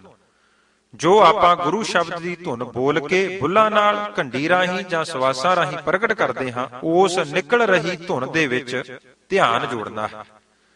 ਜਦੋਂ ਧੁਨ ਦੇ ਵਿੱਚ ਧਿਆਨ ਜੁੜ ਗਿਆ, ਸਮਝੋ ਗੱਲ ਬਣਨੀ ਆਰੰਭ ਹੋ ਗਈ। ਗੁਰੂ ਨਾਨਕ ਪਾਤਸ਼ਾਹ ਜੀ ਦਾ ਰਾਮਕਲੀ ਵਿੱਚ ਪਾਵਨ ਬਚਨ ਹੈ, ਧੁਨ ਮਹਿ ਧਿਆਨ, ਧਿਆਨ ਮੈਂ ਜਾਣਿਆ, ਗੁਰਮੁਖ ਅਕਥ ਕਹਾਣੀ। ਗੁਰਮਤਿ ਵਿੱਚ ਨਾਮ ਜਪਣ ਦਾ ਤਰੀਕਾ, ਨਾਮ ਕਿਵੇਂ ਜਪਣਾ ਹੈ, ਉਸ ਦੀ ਵਿਚਾਰ ਆਪਾਂ ਕਰ ਰਹੇ ਹਾਂ। ਜੇ ਧੁਨ ਦੇ ਵਿੱਚ ਧਿਆਨ ਨਹੀਂ ਜੁੜਦਾ, ਫਿਰ ਸਮਝੋ ਸੁਰਤ ਅਜੇ ਬਾਹਰ ਮੁਖੀ ਭਟਕ ਰਹੀ ਹੈ। ਸੁਰਤ ਦਾ ਸ਼ਬਦ ਨਾਲ ਮੇਲ ਨਹੀਂ ਹੋ ਰਿਹਾ। ਜਿਤਨਾ ਚਿਰ ਸੁਰਤ ਦਾ ਸ਼ਬਦ ਨਾਲ ਮੇਲ ਨਹੀਂ ਹੁੰਦਾ, ਉਨਾ ਚਿਰ ਮਾਇਕੀ ਬੰਧਨ ਨਹੀਂ ਟੁੱਟਣੇ। ਸ੍ਰੀ ਗੁਰੂ ਨਾਨਕ ਦੇਵ ਜੀ ਨੇ ਸੁਲਤਾਨਪੁਰ ਵਿੱਚ ਇਹੋ ਸਿੱਖਿਆ ਪ੍ਰਦਾਨ ਕੀਤੀ ਸੀ ਨਾ। ਜਦੋਂ ਕਾਜੀ ਅਤੇ ਨਵਾਬ ਨੇ ਆਪ ਜੀ ਨੂੰ ਨਮਾਜ਼ ਵਿੱਚ ਸ਼ਾਮਲ ਹੋਣ ਲਈ ਬੇਨਤੀ ਕੀਤੀ, ਤਾਂ ਸਤਿਗੁਰਾਂ ਉੱਤਰ ਦਿੱਤਾ ਕਿ ਜੇ ਤੁਸੀਂ ਖੁਦਾ ਦੀ ਨਮਾਜ਼ ਅਦਾ ਕਰਨੀ ਹੈ ਨਾ, ਤੇ ਮੈਂ ਜ਼ਰੂਰ ਤੁਹਾਡੇ ਨਾਲ ਚੱਲਾਂਗਾ। ਆਪ ਜੀ ਮਸਜਿਦ ਵਿੱਚ ਚਲੇ ਗਏ। ਕਾਜੀ ਨਵਾਬ ਅਤੇ ਹੋਰ ਕਲਮਾ ਪੜ੍ਹਦੇ ਰਹੇ, ਆਪਣੀ ਸ਼ਰ੍ਹਾ ਰੀਤੀ ਅਨੁਸਾਰ ਊਠਕ ਬੈਠਕ ਵੀ ਕਰਦੇ ਰਹੇ। ਸਤਿਗੁਰੂ ਗੁਰੂ ਨਾਨਕ ਪਾਤਸ਼ਾਹ ਇੱਕ ਪਾਸੇ ਖੜੇ ਮੁਸਕਰਾਉਂਦੇ ਰਹੇ, ਨਮਾਜ਼ ਪੜ੍ਹਨ ਵਿੱਚ ਸ਼ਾਮਲ ਨਹੀਂ ਹੋਏ। ਨਮਾਜ਼ ਦੀ ਸਮਾਪਤੀ ਉਪਰੰਤ ਕਾਜੀ ਨੇ ਗੁਰੂ ਨਾਨਕ ਪਾਤਸ਼ਾਹ ਨੂੰ ਸਵਾਲ ਕੀਤਾ ਕਿ ਤੁਸੀਂ ਸਾਡੇ ਨਾਲ ਨਮਾਜ਼ ਪੜ੍ਹਨ ਆਏ ਸੀ, ਪਰ ਤੁਸੀਂ ਸਾਡੇ ਨਾਲ ਨਮਾਜ਼ ਵਿੱਚ ਸ਼ਮੂਲੀਅਤ ਹੀ ਨਹੀਂ ਕੀਤੀ, ਸ਼ਾਮਲ ਹੀ ਨਹੀਂ ਹੋਏ, ਸ਼ਰੀਕ ਹੀ ਨਹੀਂ ਹੋਏ, ਸਗੋਂ ਉਲਟ ਸਾਡੀ ਵੱਲ ਵੇਖ ਕੇ ਮੁਸਕਰਾਉਂਦੇ ਰਹੇ। ਸਾਹਿਬ ਗੁਰੂ ਨਾਨਕ ਪਾਤਸ਼ਾਹ ਜੀ ਨੇ ਕਾਜੀ ਨੂੰ ਉੱਤਰ ਦਿੱਤਾ, ਕਾਜੀ ਸਾਹਿਬ, ਤੁਸੀਂ ਮੈਨੂੰ ਖੁਦਾ ਦੀ ਨਮਾਜ਼ ਵਿੱਚ ਸ਼ਰੀਕ ਹੋਣ ਵਾਸਤੇ ਲਿਆਂਦਾ ਸੀ, ਨਾ ਕਿ ਘੋੜਿਆਂ ਵਛੇਰਿਆਂ ਦੀ ਨਮਾਜ਼ ਪੜ੍ਹਨ ਵਾਸਤੇ ਲਿਆਏ ਸੋ। ਸਤਿਗੁਰਾਂ ਨੂੰ ਪੁੱਛਣ ਤੇ ਗੁਰਦੇਵ ਜੀ ਨੇ ਉੱਤਰ ਦਿੱਤਾ ਕਿ ਜਦੋਂ ਤੁਸੀਂ ਕਲਮਾ ਪੜ੍ਹ ਰਹੇ ਸੀ, ਤੁਹਾਡਾ ਧਿਆਨ ਘਰ ਵਿੱਚ ਨਵਜੰਮੀ ਵਛੇਰੀ ਦੇ ਮਗਰ ਘੁੰਮ ਰਿਹਾ ਸੀ। ਬੋਲ ਤੁਸੀਂ ਭਾਵੇਂ ਨਮਾਜ਼ ਦੇ ਪੜ੍ਹ ਰਹੇ ਸੀ, ਪਰ ਸੁਰਤ ਤੁਹਾਡੀ ਪਸ਼ੂਆਂ ਦੇ ਗਿਰਦ ਚੱਕਰ ਲਾਉਂਦੀ ਸੀ। ਕਾਜੀ ਦੇ ਦੁਬਾਰਾ ਸਵਾਲ ਕਰਨ ਤੇ ਕਿ ਚਲੋ ਜੇ ਮੇਰੀ ਸੁਰਤ ਨਮਾਜ਼ ਵਿੱਚ ਨਹੀਂ ਸੀ ਤਾਂ ਤੁਸੀਂ ਨਵਾਬ ਸਾਹਿਬ ਨਾਲ ਖੁਦਾ ਦੀ ਨਮਾਜ਼ ਅਦਾ ਕਰ ਲੈਂਦੇ। ਤਾਂ ਸਾਹਿਬਾਂ ਉੱਤਰ ਦਿੱਤਾ ਕਿ ਨਵਾਬ ਸਾਹਿਬ ਕਿਹੜਾ ਨਮਾਜ਼ ਵਿੱਚ ਹਾਜ਼ਰ ਸਨ, ਇਹ ਵੀ ਤਾਂ ਕਾਬਲ ਵਿੱਚ ਘੋੜਿਆਂ ਦੀ ਖਰੀਦੋ ਫਰੋਖਤ ਹੀ ਕਰ ਰਹੇ ਸਨ। ਦੋਵਾਂ ਨੇ ਸੱਚ ਨੂੰ ਕਬੂਲਿਆ ਕਿ ਵਾਕਿਆ ਸਾਡੀ ਸੁਰਤ ਨਮਾਜ਼ ਪੜ੍ਹਨ ਸਮੇਂ ਇੱਥੇ ਮਸੀਤ ਵਿੱਚ ਹਾਜ਼ਰ ਨਹੀਂ ਸੀ। ਸਾਹਿਬ ਗੁਰੂ ਨਾਨਕ ਪਾਤਸ਼ਾਹ ਜੀ ਨੇ ਉੱਥੇ ਸਿਧਾਂਤ ਬਖਸ਼ਿਸ਼ ਕੀਤਾ ਅਤੇ ਖੁਦਾ ਦੀ ਬੰਦਗੀ ਕਰਨ ਦਾ ਰਸਤਾ ਰੁਸ਼ਨਾਇਆ ਕਿ ਖੁਦਾ ਨੂੰ, ਅੱਲਾਹ ਤਾਲਾ ਨੂੰ, ਪਰਮੇਸ਼ਰ ਨੂੰ ਉਹ ਹੀ ਕੀਤੀ ਬੰਦਗੀ ਪ੍ਰਵਾਨ ਹੈ ਜਦੋਂ ਆਪਾਂ ਖੁਦਾ ਦੀ ਇਬਾਦਤ ਕਰਦੇ ਹੋਏ ਜੋ ਮੂੰਹ ਵਿੱਚੋਂ ਪ੍ਰਭੂ ਦੀ ਸਿਫਤ ਸਲਾਹ ਦੇ ਬੋਲ ਬੋਲਦੇ ਹਾਂ, ਜੇ ਤਾਂ ਸਾਡੀ ਸੁਰਤ ਉਹਨਾਂ ਬੋਲਾਂ ਨੂੰ, ਪ੍ਰਭੂ ਦੇ ਸਿਫਤ ਸਲਾਹ ਦੇ ਸ਼ਬਦਾਂ ਨੂੰ ਧਿਆਨ ਮਗਨ ਹੋ ਕੇ ਸੁਣ ਰਹੀ ਹੈ। ਜੇ ਸੁਰਤ ਇਬਾਦਤ ਸਮੇਂ ਕਿਸੇ ਹੋਰ ਪਾਸੇ ਭਟਕਦੀ ਹੈ, ਐਸੀ ਬੰਦਗੀ ਪ੍ਰਭੂ ਦੇ ਦਰ ਵਿੱਚ ਪ੍ਰਵਾਨ ਨਹੀਂ, ਉਹ ਕੇਵਲ ਤੋਤਾ ਰਟਣੀ ਜ਼ਰੂਰ ਹੋਵੇਗੀ। ਸਾਹਿਬ ਸ੍ਰੀ ਗੁਰੂ ਰਾਮਦਾਸ ਸਾਹਿਬ ਜੀ ਦਾ ਪਾਵਨ ਬਚਨ ਹੈ ਕਿ ਜੇ ਧਿਆਨ ਬਾਹਰ ਮੁਖੀ ਹੈ, ਸੁਰਤੀ ਕਿਤੇ ਬਾਹਰ ਭਟਕਦੀ ਹੈ, ਮੂੰਹ ਵਿੱਚੋਂ ਭਾਵੇਂ ਕੋਈ 9 ਵਿਆਕਰਣ, 6 ਸ਼ਾਸਤਰ ਤੇ ਹੋਰ ਧਾਰਮਿਕ ਗ੍ਰੰਥ ਰੱਟੀ ਜਾਵੇ, ਇਸ ਤਰ੍ਹਾਂ ਨਿਰਾ ਉਚਾਰਨ ਕਰਨ ਨਾਲ ਮਾਲਕ ਪ੍ਰਭੂ ਪ੍ਰਸੰਨ ਨਹੀਂ ਹੁੰਦਾ। ਨਵ ਛੇ ਖਟ ਬੋਲੇ ਮੁਖ ਆਗਰ, ਮੇਰਾ ਹਰ ਪ੍ਰਭ ਏਵ ਨਾ ਪਤੀਨੇ। ਪ੍ਰਭੂ ਪ੍ਰਸੰਨ ਕਿਵੇਂ ਹੁੰਦਾ ਹੈ? ਅਗਲੇਰੀ ਹੀ ਪੰਕਤੀ ਵਿੱਚ ਗੁਰਦੇਵ ਗੁਰੂ ਰਾਮਦਾਸ ਸਾਹਿਬ ਪਾਤਸ਼ਾਹ ਪਾਵਨ ਬਚਨ ਕਰਦੇ ਨੇ, ਜਨ ਨਾਨਕ ਹਰ ਹਿਰਦੈ ਸਾਧ ਧਿਆਵੋ।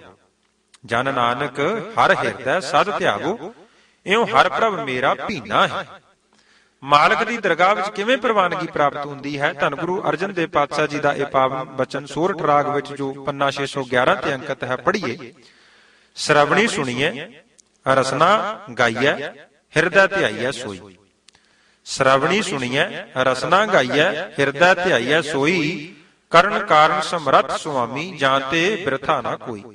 ਰਸਨਾ ਨਾਲ ਜਾਂ ਹਿਰਦੇ ਨਾਲ ਉਸ ਨੂੰ ਗਾਉਣਾ ਹੈ, ਜੋ ਗਾ ਰਹੇ ਹਾਂ ਉਸ ਨੂੰ ਕੰਨਾਂ ਨਾਲ ਜਾਂ ਆਤਮਾ ਨਾਲ ਸੁਣਨਾ ਹੈ। ਜਿਹੜਾ ਇਸ ਵਿਧੀ ਦੁਆਰਾ ਪਰਮੇਸ਼ਰ ਜੀ ਦੀ ਬੰਦਗੀ ਕਰਦਾ ਹੈ, ਉਹ ਖਾਲੀ ਨਹੀਂ ਰਹਿ ਸਕਦਾ, ਉਸ ਦੇ ਭਾਂਡੇ ਜ਼ਰੂਰ ਭਰਨਗੇ। ਮਾਲਕ ਉਸ ਦੇ ਹਿਰਦੇ ਨੂੰ ਸਰਬ ਦਾਤਾਂ ਨਾਲ ਭਰਪੂਰ ਕਰ ਦਿੰਦਾ ਹੈ। ਸੁਣਨਾ ਧਿਆਨ ਨੇ ਹੈ, ਕੰਨਾਂ ਨੇ ਨਹੀਂ। ਧਿਆਨ ਨੂੰ ਟਿਕਾਉਣ ਲਈ ਸ਼ਬਦ ਦਾ ਆਸਰਾ ਲੈਣਾ ਹੈ। ਜੇ ਆਪਾਂ ਥੋੜੀ ਹੋਰ ਦੀਰਘ ਵਿਚਾਰ, ਡੂੰਘੀ ਵਿਚਾਰ ਕਰੀਏ, ਸਾਡੀਆਂ ਅੱਖਾਂ ਨਹੀਂ ਵੇਖਦੀਆਂ, ਸਾਡੀਆਂ ਅੱਖਾਂ ਨਹੀਂ ਵੇਖਦੀਆਂ, ਵੇਖਦਾ ਧਿਆਨ ਹੈ। ਸਾਡੇ ਕੰਨ ਨਹੀਂ ਸੁਣਦੇ, ਸੁਣਦਾ ਧਿਆਨ ਹੈ। ਜ਼ੁਬਾਨ ਨਹੀਂ ਬੋਲਦੀ, ਬੋਲਦਾ ਧਿਆਨ ਹੈ। ਸਾਡੇ ਨਿੱਤ ਦੇ ਜੀਵਨ ਵਿੱਚ ਹਰ ਰੋਜ਼ ਇਹੋ ਜਿਹੀਆਂ ਘਟਨਾਵਾਂ ਵਾਪਰਦੀਆਂ ਹਨ। ਕੋਈ ਮਨੁੱਖ ਤੁਰਿਆ ਜਾ ਰਿਹਾ ਹੋਵੇ, ਉਸ ਦਾ ਪੈਰ ਰਸਤੇ ਤੋਂ ਇੱਕ ਪਾਸੇ ਕਿਸੇ ਖੱਡੇ ਵਿੱਚ ਜਾ ਡਿੱਗੇ। ਦੂਸਰਾ ਸਾਥੀ ਪੁੱਛਦਾ ਕਿ ਤੁਸੀਂ ਬੜੇ ਸੋਹਣੇ ਤੁਰੇ ਜਾ ਰਹੇ ਸੀ, ਇਹ ਕੀ ਹੋਇਆ? ਅੱਗੋਂ ਉੱਤਰ ਮਿਲਦਾ ਹੈ, ਜੀ ਭਾਈ ਸਾਹਿਬ ਮੇਰਾ ਧਿਆਨ ਹੋਰ ਪਾਸੇ ਚਲ ਗਿਆ, ਮੈਂ ਤਾਂ ਖੱਡੇ ਵਿੱਚ ਡਿੱਗ ਪਿਆ। ਅੱਖਾਂ ਤਾਂ ਖੁੱਲੀਆਂ ਹਨ, ਪਰ ਧਿਆਨ ਹੋਰ ਪਾਸੇ ਜਾਣ ਨਾਲ ਅੱਖਾਂ ਵੇਖਦੀਆਂ ਹੋਈਆਂ ਵੀ ਵੇਖ ਨਹੀਂ ਰਹੀਆਂ। 2-4 ਸਾਥੀ ਬੈਠੇ ਗੱਲਾਂ ਬਾਤਾਂ ਕਰ ਰਹੇ ਨੇ। ਉਹਨਾਂ ਵਿੱਚੋਂ ਹੀ ਇੱਕ ਸਾਥੀ ਬੋਲ ਰਹੇ ਸਾਥੀ ਨੂੰ ਅਚਨਚਿਤ ਕਹਿੰਦਾ, ਖਿਮਾ ਕਰਿਓ ਜੀ, ਜੋ ਤੁਸੀਂ ਗੱਲ ਕਰ ਰਹੇ ਸੀ ਉਸ ਨੂੰ ਦੁਬਾਰਾ ਦੱਸਣਾ, ਮੈਂ ਸੁਣਿਆ ਨਹੀਂ। ਕਿਉਂ ਨਹੀਂ ਸੁਣਿਆ? ਧਿਆਨ ਕਿਸੇ ਹੋਰ ਪਾਸੇ ਚਲਾ ਗਿਆ ਸੀ। ਸੋਚਣਾ ਪਵੇਗਾ, ਕੰਨ ਤਾਂ ਸਰੀਰ ਦੇ ਨਾਲ ਹਨ, ਪਰ ਧਿਆਨ ਸਰੀਰ ਵਿੱਚੋਂ ਨਿਕਲ ਗਿਆ, ਜਿਸ ਕਾਰਨ ਮੂੰਹ ਵਿੱਚੋਂ, ਰਸਨਾ ਵਿੱਚੋਂ ਬੋਲੇ ਜਾ ਰਹੇ ਬੋਲ ਕੰਨਾਂ ਦੇ ਹੁੰਦਿਆਂ ਮਨੁੱਖ ਸੁਣ ਨਹੀਂ ਸਕਿਆ। ਜ਼ੁਬਾਨ ਦਾ ਵੀ ਇਹੋ ਹਾਲ, ਧਿਆਨ ਹੋਰ ਪਾਸੇ ਗਿਆ ਨਹੀਂ। ਮਨੁੱਖ ਜੋ ਕਹਿ ਰਿਹਾ ਹੈ ਜਾਂ ਕਹਿਣਾ ਚਾਹੁੰਦਾ ਹੈ, ਉਸ ਤੋਂ ਉਲਟ ਹੀ ਬੋਲ ਜਾਵੇਗਾ ਜਾਂ ਕਹਿ ਨਹੀਂ ਸਕੇਗਾ ਜੋ ਕਹਿਣਾ ਚਾਹੁੰਦਾ ਹੈ। ਕੋਈ ਮਨੁੱਖ ਕਿਸੇ ਮਸ਼ੀਨ ਤੇ ਕੰਮ ਕਰ ਰਿਹਾ ਹੈ, ਮਸ਼ੀਨ ਠੀਕ ਚੱਲ ਰਹੀ ਹੈ, ਕੰਮ ਵੀ ਠੀਕ ਹੋ ਰਿਹਾ ਹੈ। ਕੰਮ ਕਰ ਰਹੇ ਮਨੁੱਖ ਦਾ ਧਿਆਨ ਕਿਸੇ ਹੋਰ ਪਾਸੇ ਚਲਾ ਜਾਵੇ ਤਾਂ ਮਨੁੱਖ ਆਪਣਾ ਹੱਥ ਪੈਰ ਮਸ਼ੀਨ ਵਿੱਚ ਦੇ ਕੇ ਜ਼ਖਮੀ ਹੋ ਜਾਵੇਗਾ ਜਾਂ ਫਿਰ ਕੰਮ ਸਹੀ ਨਹੀਂ ਹੋਵੇਗਾ। ਹਰ ਰੋਜ਼ ਸਾਡੀ ਜ਼ਿੰਦਗੀ ਵਿੱਚ ਇਹ ਘਟਨਾਵਾਂ ਆਮ ਵਰਤਦੀਆਂ ਨੇ। ਵੇਖਣ ਨੂੰ ਭਾਵੇਂ ਘਟਨਾਵਾਂ ਬਹੁਤ ਛੋਟੀਆਂ ਨੇ, ਕਿਉਂਕਿ ਜ਼ਿੰਦਗੀ ਦੇ ਹਰ ਮੋੜ ਤੇ, ਹਰ ਪੈਰ ਤੇ ਵਾਪਰਦੀਆਂ ਨੇ, ਪਰ ਇਹਨਾਂ ਪਿੱਛੇ ਜੋ ਵਾਪਰਨ ਵਾਲੀ ਕਿਰਿਆ ਹੈ, ਜਿਸ ਨੂੰ ਦੀਰਘ ਵਿਚਾਰ ਨਾਲ ਦੇਖੀਏ ਤਾਂ ਬਹੁਤ ਵੱਡੀ ਮਹਾਨ ਹੈ ਕਿ ਧਿਆਨ ਸਾਡੀ ਜ਼ਿੰਦਗੀ ਵਿੱਚ ਕਿੰਨਾ ਜ਼ਰੂਰੀ ਹੈ। ਸੋ ਹੱਥ ਪੈਰ ਵੀ ਆਪ ਸੁਤੰਤਰ ਕੰਮ ਨਹੀਂ ਕਰ ਸਕਦੇ, ਧਿਆਨ ਦੇ ਅਧੀਨ ਹੀ ਸਾਰੀ ਖੇਡ ਚੱਲ ਰਹੀ ਹੈ। ਸੋ ਸਾਡੀ ਨਿਤ ਦੀ ਕਿਰਿਆ ਨੂੰ ਚਲਾਉਣ ਵਾਲਾ ਜੇ ਧਿਆਨ ਹੀ ਹੈ, ਜੇ ਇੰਜ ਕਹਿ ਲਈਏ ਤਾਂ ਕੋਈ ਅਤਕਥਨੀ ਨਹੀਂ। ਸੋ ਇਸ ਧਿਆਨ ਦੀ ਹੀ ਵਰਤੋਂ ਕਰਕੇ ਅਸੀਂ ਪਰਮਾਰਥ ਦੇ ਪੈਂਡੇ ਵਿੱਚ ਸਫਲਤਾ ਪ੍ਰਾਪਤ ਕਰਨੀ ਹੈ। ਜੇ ਸੁਣਦਾ ਧਿਆਨ ਹੈ, ਜੇ ਬੋਲਦਾ ਧਿਆਨ ਹੈ, ਜੇ ਵੇਖਦਾ ਧਿਆਨ ਹੈ, ਕੰਮਕਾਰ ਵੀ ਧਿਆਨ ਹੀ ਕਰਦਾ ਹੈ, ਫਿਰ ਐਸੇ ਬਲਵਾਨ ਧਿਆਨ ਤੋਂ ਵੀ ਆਪਾਂ ਪਰਮਾਰਥ ਦਾ ਕੰਮ ਲਈਏ। ਜੋ ਮਾਰਗ ਧੁਨਮੈ ਧਿਆਨ ਵਾਲਾ ਸਤਿਗੁਰੂ ਜੀ ਨੇ ਦੱਸਿਆ ਹੈ, ਉਸ ਨੂੰ ਅਪਣਾਈਏ, ਧਿਆਨ ਨੂੰ ਸ਼ਬਦ ਦੇ ਵਿੱਚ ਲਾਈਏ। ਧਿਆਨ ਕਿਵੇਂ ਲੱਗਣਾ ਹੈ, ਉਸ ਦਾ ਉੱਤਰ ਗੁਰੂ ਨਾਨਕ ਪਾਤਸ਼ਾਹ ਜੀ ਨੇ ਬਖਸ਼ਿਸ਼ ਕੀਤਾ ਹੈ ਸੁਣਿਆ ਵਾਲੀਆਂ ਪੌੜੀਆਂ ਵਿੱਚ। ਸਾਹਿਬਾਂ ਦਾ ਪਾਵਨ ਬਚਨ ਜਪਜੀ ਸਾਹਿਬ ਵਿੱਚ ਹਰ ਗੁਰਸਿੱਖ ਨਿਤ ਪੜ੍ਹਦਾ ਹੈ ਕਿ ਸੁਣਿਆ ਲਾਗੈ ਸਹਿਜ ਧਿਆਨ, ਨਾਨਕ ਭਗਤਾਂ ਸਦਾ ਵਿਗਾਸ, ਸੁਣਿਆ ਦੁਖ ਪਾਪ ਕਾ ਨਾਸ। ਜਦੋਂ ਸ਼ਬਦ ਦੀ ਧੁਨੀ ਦੇ ਵਿੱਚ ਧਿਆਨ ਲੱਗ ਗਿਆ, ਸਮਝੋ ਕਾਰਜ ਰਾਸ ਹੋ ਗਿਆ। ਧਿਆਨ ਸੁਣਨ ਨਾਲ ਲੱਗਣਾ ਹੈ। ਜੋ ਗੁਰਬਾਣੀ ਨੂੰ, ਨਾਮ ਨੂੰ ਸੁਣਨ ਲੱਗ ਜਾਵੇਗਾ, ਉਸ ਨੂੰ ਕਿੰਨੀ ਮਹਾਨਤਾ ਤੇ ਵਡਿਆਈ ਗੁਰਦੇਵ ਜੀ ਬਖਸ਼ਿਸ਼ ਕਰਦੇ ਨੇ, ਉਸ ਨੂੰ ਕੀ ਕੀ ਦਾਤਾਂ ਦੀ ਪ੍ਰਾਪਤੀ ਹੁੰਦੀ ਹੈ। ਜਪਜੀ ਸਾਹਿਬ ਦੀਆਂ ਸੁਣਿਆਂ ਦੇ ਮਹਾਤਮ ਦੀਆਂ 8ਵੀਂ 9ਵੀਂ 10ਵੀਂ 11ਵੀਂ ਪੌੜੀ ਪੜ੍ਹ ਲਈਏ ਤਾਂ ਸਾਰੇ ਸ਼ੰਕੇ ਦੂਰ ਹੋ ਜਾਣਗੇ। ਇਸੇ ਤਰ੍ਹਾਂ ਨਿਤਨੇਮ ਦੀ ਬਾਣੀ ਆਨੰਦ ਸਾਹਿਬ ਦੀ 40ਵੀਂ ਪੌੜੀ ਪੜ੍ਹੀਏ ਤਾਂ ਸੁਣਨ ਦੀ ਮਹੱਤਤਾ ਦਾ ਗਿਆਨ ਆਪ ਹੀ ਹੋ ਜਾਵੇਗਾ। ਸਤਿਗੁਰੂ ਜੀ ਨੇ ਪਹਿਲੀ ਪੰਕਤੀ ਵਿੱਚ ਹੀ ਹੁਕਮ ਕੀਤਾ ਹੈ ਕਿ ਹੇ ਵੱਡਿਆਂ ਭਾਗਾਂ ਵਾਲਿਓ, ਆਨੰਦ ਸਾਹਿਬ ਦੀ ਪਾਵਨ ਬਾਣੀ ਨੂੰ ਧਿਆਨ ਨਾਲ ਸੁਣੋ। ਜੇ ਧਿਆਨ ਨਾਲ ਸੁਣੋਗੇ ਤੁਹਾਡੇ ਸਾਰੇ ਮਨੋਰਥ ਪੂਰੇ ਹੋ ਜਾਣਗੇ। ਗੁਰਬਾਣੀ ਸੁਣਨ ਦੇ ਨਾਲ ਪਾਰਾਵਾਰ ਤੋਂ ਪਰੇ ਜੋ ਪਰਮੇਸ਼ਰ ਹੈ ਉਸ ਦੀ ਪ੍ਰਾਪਤੀ ਹੋ ਜਾਵੇਗੀ। ਤੁਹਾਡੇ ਸਾਰੇ ਚਿੰਤਾ ਝੋਰੇ ਪ੍ਰਭੂ ਦੀ ਪ੍ਰਾਪਤੀ ਹੁੰਦੇ ਹੀ ਖਤਮ ਹੋ ਜਾਣਗੇ। ਸੱਚੀ ਬਾਣੀ ਨੂੰ ਸੁਣਨ ਨਾਲ ਮਨੁੱਖ ਦੇ ਸਾਰੇ ਦੁੱਖ ਅਤੇ ਮਾਨਸਿਕ ਰੋਗ, ਚਿੰਤਾ ਝੋਰੇ ਮੁੱਕ ਜਾਂਦੇ ਹਨ। ਪਰ ਮੁੱਕਦੇ ਸੁਣਨ ਨਾਲ ਹੀ ਹਨ, ਨਿਰਾ ਪੜਨ ਨਾਲ ਨਹੀਂ।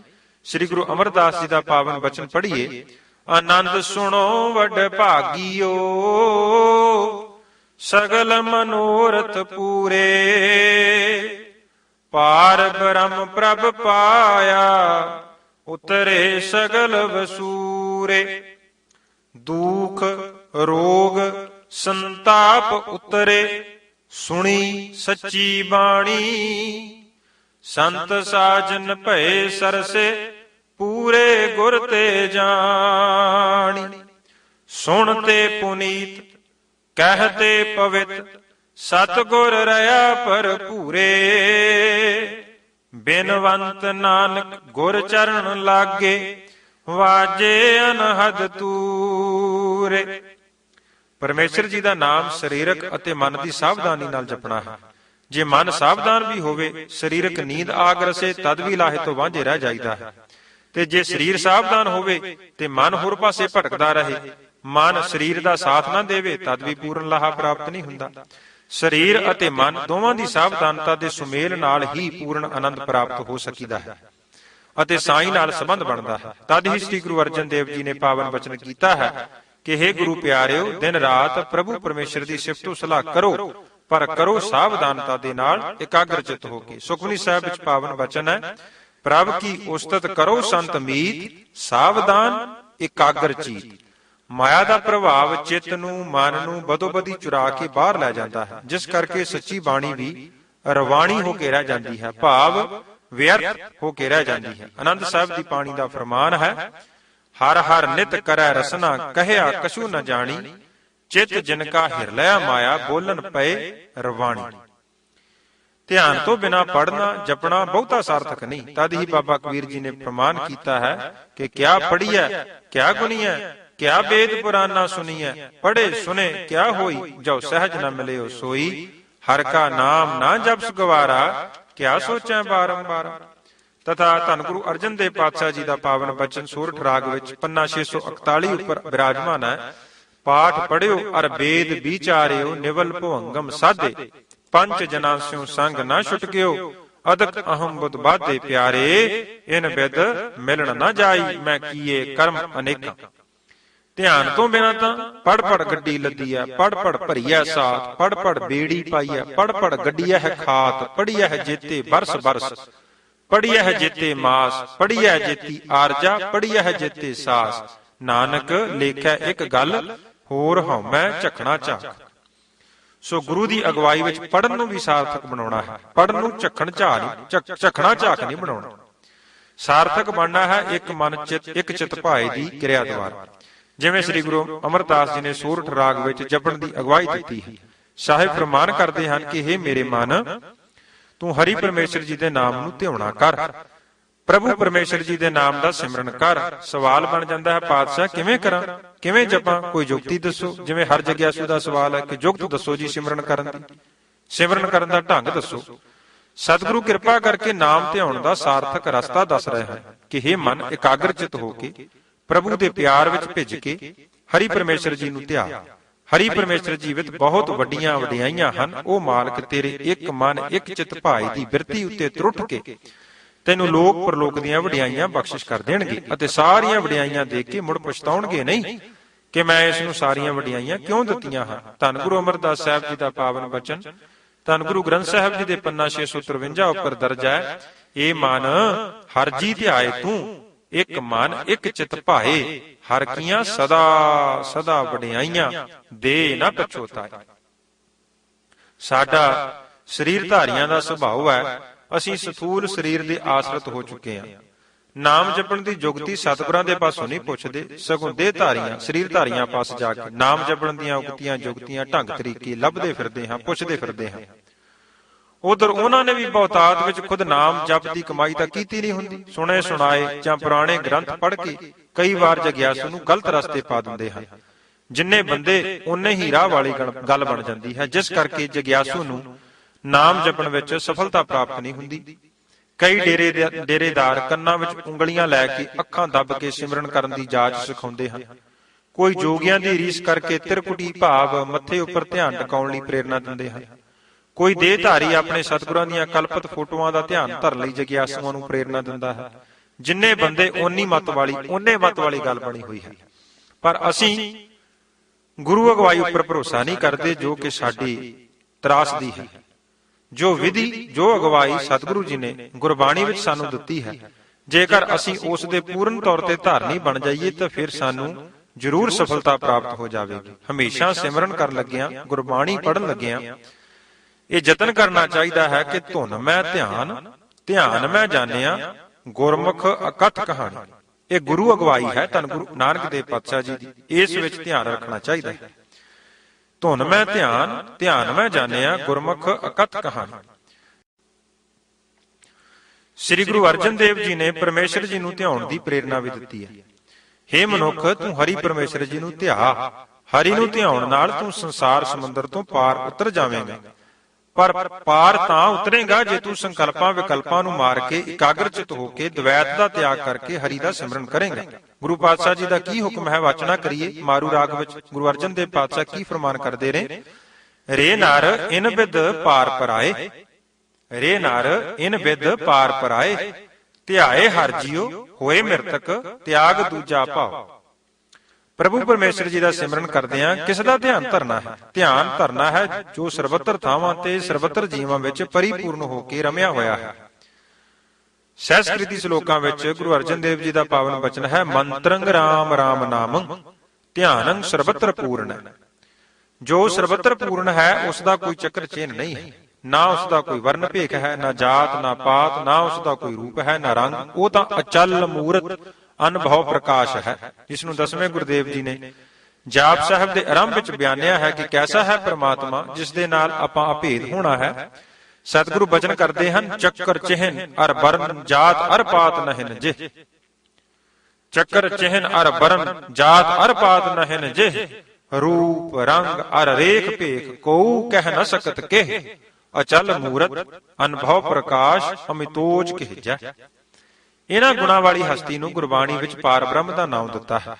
ਸਤਿਗੁਰੂ ਗੁਰੂ ਅਰਜਨ ਦੇਵ ਜੀ ਜੈਤਸਰੀ ਦੀ ਵਾਰ ਵਿੱਚ ਨਾਮ ਜਪਣ ਅਤੇ ਧਿਆਨ ਕਰਨ ਦੀ ਧਰਨ ਦੀ ਪ੍ਰੇਰਨਾ ਦਿੰਦੇ ਹੋਏ ਫਰਮਾਨ ਕਰਦੇ ਹਨ ਕਿ ਜਿਹੜੇ ਰਸਨਾ ਨਾਲ ਹਰੀ ਪਰਮੇਸ਼ਰ ਦਾ ਨਾਮ ਜਪਦੇ ਹਨ, ਕੰਨਾਂ ਨਾਲ ਗੁਰਬਾਣੀ ਅਤੇ ਨਾਮ ਨੂੰ ਸੁਣਦੇ ਹਨ ਅਤੇ ਪਾਰ ਬ੍ਰਹਮ ਪਰਮੇਸ਼ਰ ਜੀ ਦਾ ਧਿਆਨ ਧਰਦੇ ਹਨ, ਮੈਂ ਉਹਨਾਂ ਤੋਂ ਬਲਿਹਾਰ ਜਾਂਦਾ ਹਾਂ। ਰਸਨਾ ਉਚਰੰਤ ਨਾਮੰ ਸ਼੍ਰਵਣੰ ਸੁਨੰਤ ਸ਼ਬਦ ਅੰਮ੍ਰਿਤ ਹੈ, ਨਾਨਕ ਤਿਨ ਸਦ ਬਲਿਹਾਰੰ ਜਿਨ੍ਹਾਂ ਧਿਆਨ ਪਾਰ ਬ੍ਰਹਮਣ।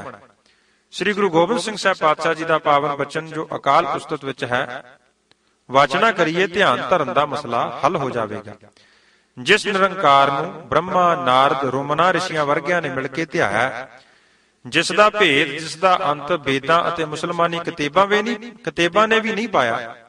ਸਾਰੇ ਉਸ ਨਿਰੰਕਾਰ ਦੇ ਭੇਦ ਨੂੰ ਟੋਲਦੇ ਹਾਰ ਗਏ ਹਨ। ਸ਼ਿਵ ਜੀ, ਇੰਦਰ ਅਤੇ ਬੜੇ ਬੜੇ ਰਿਸ਼ੀ ਮੁਨੀ, ਉਹਨਾਂ ਨੇ ਵੀ ਉਸ ਪਰਮੇਸ਼ਰ ਦਾ ਭੇਦ ਨਹੀਂ ਪਾਇਆ। ਬ੍ਰਹਮਾ ਦੇ ਪੁੱਤਰ ਸਨਕ, ਸਨੰਦਨ, ਸਨਾਤਨ, ਸਨਤ ਕੁਮਾਰ ਵਰਗੇ ਚਿਰੰਜੀਵੀਆਂ ਨੂੰ ਵੀ ਉਸ ਦਾ ਅੰਤ ਨਹੀਂ ਲੱਭਿਆ। ਐਸੇ ਅਮਤੋਜ ਮਹਾਬਲੀ ਬਲ ਵਾਲੇ ਨਿਰੰਕਾਰ ਦਾ ਧਿਆਨ ਧਰੋ, ਜਿਸ ਦਾ ਬਲ ਸਭਨਾ ਉੱਪਰ ਛਾਇਆ ਹੋਇਆ ਹੈ। ਧੰਨ ਗੁਰੂ ਗੋਬਿੰਦ ਸਿੰਘ ਸਾਹਿਬ ਪਾਤਸ਼ਾਹ ਕੀ ਬਚਨ ਕਰਦੇ ਨੇ? ਨਾਰਦ ਸੇ ਚਤੁਰਾਨਨ ਸੇ ਰੁਮਨਾਰਕ ਸੇ ਸਭ ਹੂੰ ਮਿਲ ਗਾਇਓ, ਵੇਦ ਕਤੇਬ ਨ ਭੇਦ ਲਖਿਓ, ਸਭ ਹਾਰ ਪਰੇ ਹਰ ਹਾਥ ਨ ਆਇਓ, ਪਾਏ ਸਕੈ ਨਹੀਂ ਪਾਰ ਉਮਾਪਤ, ਸਿੱਧ ਸਨਾਥ ਸਨੰਤਨ ਧਿਆਇਓ, ਧਿਆਨ ਧਰੋ ਤਿਹ ਕੋ ਮਨ ਮਹਿ, ਜਿਹ ਕੋ ਅਮਤੋਜ ਸਭੈ ਜਗ ਛਾਇਓ, ਧਿਆਨ ਧਰੋ ਤੇ ਕੋ ਮਨ ਮਹਿ, ਜੇ ਕੋ ਅਮਿਤੋਜ ਸਭੈ ਜਗ ਛਾਇਓ। ਦਸਵੇਂ ਪਾਤਸ਼ਾਹ ਜੀ ਨੇ ਸਵਈਆਂ ਦੀ ਬਾਣੀ ਵਿੱਚ ਧਿਆਨ ਧਰਨ ਲਈ ਹੋਰ ਸਪਸ਼ਟ ਕੀਤਾ ਹੈ ਕਿ ਧਿਆਨ ਕਿਸ ਦਾ ਧਰਨਾ ਹੈ। ਸਤਿਗੁਰੂ ਜੀ ਸਾਰੇ ਦੇਵਤਿਆਂ ਦੇਵੀਆਂ ਦਾ ਜ਼ਿਕਰ ਕਰਕੇ ਅਖੀਰ ਪਰਮੇਸ਼ਰ ਪਾਰ ਬ੍ਰਹਮ ਦਾ ਧਿਆਨ ਧਰਨ ਲਈ ਪ੍ਰੇਰਨਾ ਦਿੰਦੇ ਹਨ। ਸਾਹਿਬਾਂ ਦਾ ਬਚਨ ਹੈ, ਕੋਈ ਬ੍ਰਹਮਾ ਨੂੰ ਰੱਬ ਮੰਨ ਕੇ ਉਸ ਦਾ ਧਿਆਨ ਧਰਦਾ ਹੈ, ਕੋਈ ਸ਼ਿਵ ਜੀ ਨੂੰ ਹੀ ਈਸ਼ਵਰ ਮੰਨ ਬੈਠਾ ਹੈ, ਕੋਈ ਵਿਸ਼ਨੂੰ ਜੀ ਨੂੰ ਸੰਸਾਰ ਦਾ ਮਾਲਕ ਜਾਣ ਕੇ ਉਸ ਦਾ ਧਿਆਨ ਧਰਦਾ ਹੈ ਅਤੇ ਦਾਅਵਾ ਕਰਦਾ ਹੈ ਕਿ ਵਿਸ਼ਨੂੰ ਜੀ ਦਾ ਧਿਆਨ ਧਰਨ ਨਾਲ ਸਾਰੇ ਪਾਪ ਕੱਟੇ ਜਾਂਦੇ ਹਨ। ਹੇ ਮੂਰਖ ਮਨ, ਇੱਕੋ ਵਾਰੀ ਨਹੀਂ ਹਜ਼ਾਰਾਂ ਵਾਰੀ ਵੀ ਵਿਚਾਰ ਕੇ ਵੇਖ ਲੈ, ਇਹਨਾਂ ਵਿੱਚੋਂ ਕਿਸੇ ਨੇ ਵੀ ਅੰਤ ਸਮੇਂ ਸਾਥ ਨਹੀਂ ਦੇਣਾ, ਸਾਰੇ ਤੈਨੂੰ ਛੱਡ ਜਾਣਗੇ।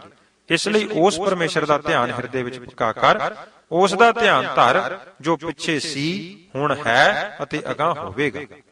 ਸਤਿਗੁਰੂ ਜੀ ਦਾ ਕੀ ਪਾਵਨ ਬਚਨ ਹੈ? ਕਉ ਦਜੇਸ਼ ਕੋ ਮਾਨਤ ਹੈ, ਔਰ ਕਉ ਮਹੇਸ਼ ਕੋ ਈਸ਼ ਬਤੈ ਹੈ, ਕਉ ਕਹੈ ਵਿਸ਼ਨੂੰ ਵਿਸ਼ਨਾਇਕ, ਜਾਹੇ ਭਜੇ ਅਗ ਓਗ ਕਟੈ ਹੈ, 12,000 ਵਿਚਾਰ ਅਰੇ, ਜੜ ਅੰਤ ਸਮੇਂ ਸਭ ਹੀ ਤਜ ਜੈ ਹੈ, ਤਾਹੀ ਕੋ ਧਿਆਨ ਪ੍ਰਮਾਨ ਹੀਏ, ਜੋ ਥੇ ਅਬ ਹੈ ਔਰ ਆਗੇ ਊ ਹਵੈ ਹੈ, ਤਾਹੀ ਕੋ ਧਿਆਨ ਪ੍ਰਮਾਨ ਹੀਏ, ਜੋ ਥੇ ਅਬ ਹੈ ਔਰ ਆਗੇ ਊ ਹਵੈ ਹੈ, ਨਾ ਧਿਆਨ ਅਨ ਕੋ ਧਰੋ, ਨਾ ਨਾਮ ਅਨ ਕੋ ਉਚਰੋ, ਪਰਮ ਧਿਆਨ ਧਾਰਿਯੰ ਅਨੰਤ ਪਾਪ ਟਾਰਿਯੰ, ਨਾ ਧਿਆਨ ਆਨ ਕੋ ਧਰੋ, ਨਾ ਨਾਮ ਆਨ ਉਚਰੋ, ਪਰਮ ਧਿਆਨ ਧਾਰਿਯੰ ਅਨੰਤ ਪਾਪ ਟਾਰਿਯੰ।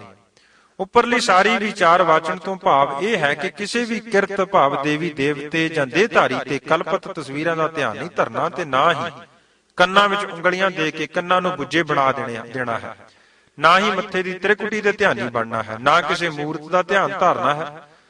ਧਿਆਨੀ ਬਣਨਾ ਹੈ ਪਰਮੇਸ਼ਰ ਦੇ, ਧਿਆਨੀ ਬਣਨਾ ਹੈ ਸ਼ਬਦ ਦੇ, ਕਿਉਂਕਿ ਸਾਡੇ ਗੁਰੂ ਨਾਨਕ ਪਾਤਸ਼ਾਹ ਜੀ ਦਾ ਗੁਰੂ ਵੀ ਸ਼ਬਦ ਸੀ। ਸਤਿਗੁਰੂ ਜੀ ਨੇ ਗੁਰਸਿੱਖਾਂ ਨੂੰ ਵੀ ਸ਼ਬਦ ਗੁਰੂ ਦੇ ਲੜ ਲਾਇਆ ਹੈ। ਸ਼ਬਦ ਵਿੱਚ ਧਿਆਨ ਲਾਉਣਾ ਹੈ, ਧਿਆਨ ਸੁਣਨ ਨਾਲ ਲੱਗਣਾ ਹੈ। ਫਿਰ ਗੁਰੂ ਨਾਨਕ ਪਾਤਸ਼ਾਹ ਜੀ ਦਾ ਫਰਮਾਨ ਪੜ੍ਹ ਲਈਏ, ਸੁਣਿਐ ਲਾਗੈ ਸਹਿਜ ਧਿਆਨ। ਇਸ ਸਿੱਖਿਆ ਦੇ ਸਿਖਿਆਰਥੀ ਬਣਨਾ ਹੈ। ਜਦੋਂ ਸ਼ਬਦ ਵਿੱਚ ਧਿਆਨ ਲੱਗ ਗਿਆ, ਸ਼ਬਦ ਬ੍ਰਹਮ ਦਾ ਸਰੂਪ ਹੈ, ਸਮਝੋ ਬ੍ਰਹਮ ਨਾਲ ਸੰਪਰਕ ਜੁੜ ਗਿਆ। ਸ਼ਬਦ ਗੁਰਬਾਣੀ ਨੂੰ, ਸ਼ਬਦ ਨਾਮ ਨੂੰ ਆਪ ਹੀ ਜਪਣਾ ਹੈ, ਆਪ ਹੀ ਸੁਣਨਾ ਹੈ। ਬਹੁਤ ਸਰਲ ਅਤੇ ਸੌਖਾ ਢੰਗ ਸਤਿਗੁਰੂ ਜੀ ਨੇ ਪ੍ਰਭੂ ਨਾਲ ਜੁੜਨ ਦਾ ਬਖਸ਼ਿਸ਼ ਕੀਤਾ ਹੈ। ਸਤਿਗੁਰੂ ਸ੍ਰੀ ਗੁਰੂ ਅਰਜਨ ਦੇਵ ਜੀ ਨੇ ਪ੍ਰਭੂ ਪ੍ਰਾਪਤੀ ਦਾ ਆਪਣਾ ਨਿੱਜੀ ਅਨੁਭਵ ਗੁਰਬਾਣੀ ਵਿੱਚ ਨਿਰੂਪਣ ਕੀਤਾ ਹੈ, ਉਸ ਤੋਂ ਅਗਵਾਈ ਲਈਏ। ਸਤਿਗੁਰੂ ਜੀ ਪ੍ਰਭੂ ਭਗਤੀ ਵਾਸਤੇ ਗੁਰਮਤਿ ਦੇ 4 ਅੰਗਾਂ ਤੇ ਪਹਿਰਾ ਦੇਣ ਦੀ ਤਾਕੀਦ ਕਰਦੇ ਹਨ। ਉਹ ਕਿਹੜੇ ਹਨ? ਪਹਿਲਾ ਹੈ ਰਸਨਾ ਦੇ ਨਾਲ ਪ੍ਰਭੂ ਪਰਮੇਸ਼ਰ ਜੀ ਦੇ ਨਾਮ ਦਾ ਜਾਪ ਕਰਨਾ। ਦੂਸਰਾ ਹੈ ਜਿਸ ਪ੍ਰਮਾਤਮਾ ਦਾ ਨਾਮ ਜਪ ਰਹੇ ਹਾਂ ਉਸ ਨਾਲ ਪਿਆਰ ਕਰਨਾ। ਤੀਸਰਾ ਹੈ ਗੁਰੂ ਦੇ ਉਪਦੇਸ਼ ਨੂੰ ਚਿੱਤ ਵਿੱਚ ਦ੍ਰਿੜ ਕਰਕੇ ਉਸ ਦੀ ਕਮਾਈ ਕਰਨੀ। ਚੌਥਾ ਹੈ ਸੰਸਾਰ ਵਿੱਚ ਫਸੇ ਹੋਏ ਜੰਜਾਲੀ ਵਿਹੜੇ ਮਨ ਨੂੰ ਸੰਸਾਰ ਨਾਲੋਂ ਤੋੜ ਕੇ ਨਿਰੰਕਾਰ ਨਾਲ ਜੋੜਨਾ। ਜਿਹੜਾ ਗੁਰੂ ਪਿਆਰਾ ਸ੍ਰੀ ਗੁਰੂ ਅਰਜਨ ਦੇਵ ਜੀ ਦੇ ਉੱਪਰ ਲਿਖੇ ਹੁਕਮਾਂ ਅਨੁਸਾਰ ਨਾਮ ਧਿਆਉਣ ਦੇ 4 ਅੰਗਾਂ ਤੇ ਪੂਰਾ ਪਹਿਰਾ ਦੇ ਕੇ ਨਾਮ ਦੀ ਕਮਾਈ ਕਰੇਗਾ, ਉਸ ਦੀ ਸੁਰਤ ਨਿਰੰਕਾਰ ਨਾਲ ਅਵੱਛ ਜੁੜੇਗੀ। ਧੰਨ ਗੁਰੂ ਨਾਨਕ ਦੇਵ ਪਾਤਸ਼ਾਹ ਜੀ ਦਾ ਕੀ ਪਾਵਨ ਬਚਨ ਹੈ?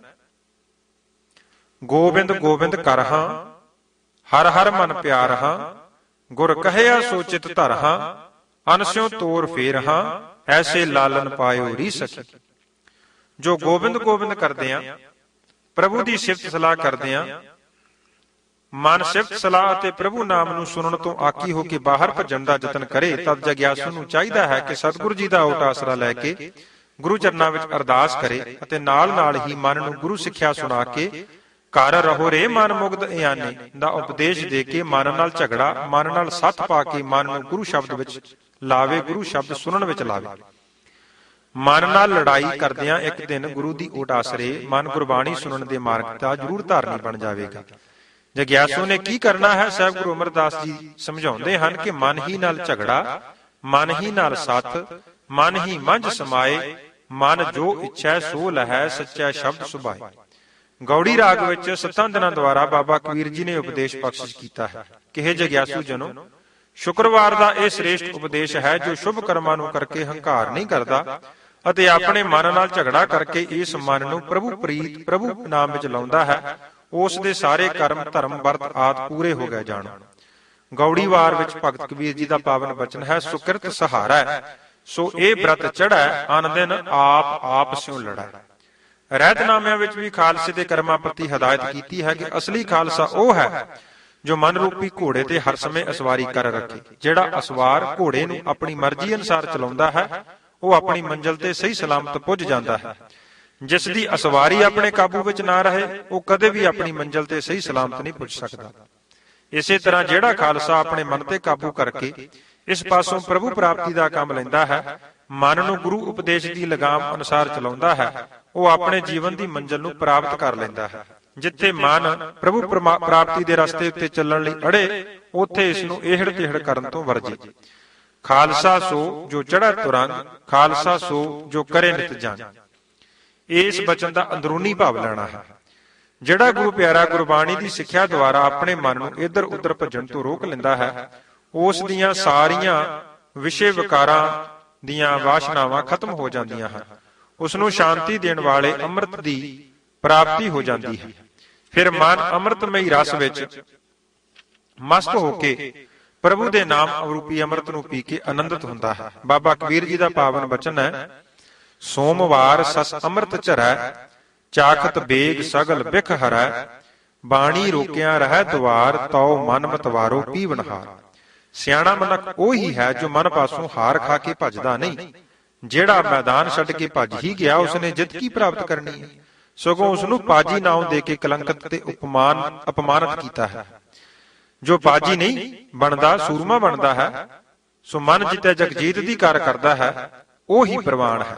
ਸੋ ਇਸ ਕਰਕੇ ਸੂਰਮੇ ਬਣ ਕੇ ਮਨ ਜਿੱਤੇ ਜਗਜੀਤ ਦੀ ਕਾਰ ਕਰਨੀ ਹੈ। ਸਿਆਣਾ ਕੌਣ ਹੈ?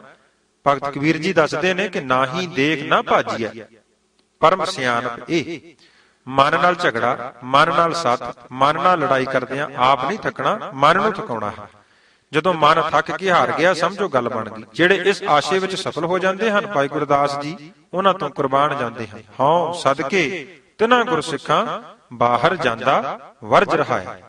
ਇੱਕ ਸਮੇਂ ਸਤਿਗੁਰੂ ਗੁਰੂ ਨਾਨਕ ਦੇਵ ਜੀ ਦੀ ਸ਼ਰਨ ਵਿੱਚ 3 ਸਿੱਖ ਆਏ, ਜਿਨ੍ਹਾਂ ਦਾ ਨਾਮ ਭਾਈ ਗੁਰਦਾਸ ਜੀ ਨੇ ਪ੍ਰਿਥੀਮਲ, ਸਹਿਗਲ, ਰਾਮਾ ਡਿੱਡੀ ਲਿਖਿਆ ਹੈ। ਸਤਿਗੁਰੂ ਜੀ ਦੇ ਚਰਨਾਂ ਵਿੱਚ ਬੇਨਤੀ ਕੀਤੀ, ਪਾਤਸ਼ਾਹ ਜੀਵਨ ਬਤੀਤ ਹੋ ਰਿਹਾ ਹੈ, ਮੌਤ ਨੇੜੇ ਆ ਰਹੀ ਹੈ, ਜਮਾਂ ਦਾ ਤਰਾਸ ਡਰਾਉਂਦਾ ਹੈ, ਪਰ ਫਿਰ ਵੀ ਅਸੀਂ ਦਿਨ ਰਾਤ ਕੰਮਾਂ ਦੇ ਭਾਰ ਹੀ ਢੋਈ ਜਾਂਦੇ ਹਾਂ। ਉਹ ਵਿਹਾਰ, ਉਹ ਭੋਗ ਹਰ ਰੋਜ਼, ਉਹ ਵੈਰ ਵਿਰੋਧ, ਉਹ ਝਗੜੇ, ਈਰਖਾ ਦਵੈਕ ਖਹਿੜਾ ਹੀ ਨਹੀਂ ਛੱਡਦੇ। ਕੋਈ ਸੁਖੈਨ ਢੰਗ ਤਰੀਕਾ ਦੱਸੋ ਜੋ ਅਸੀਂ ਵੀ ਵਿਸ਼ਨ ਦਾ ਰੂਪ ਹੋ ਜਾਈਏ, ਭਾਵ ਪ੍ਰਮਾਤਮਾ ਨਾਲ ਆਪਣੀ ਗੰਢ ਪਾ ਸਕੀਏ।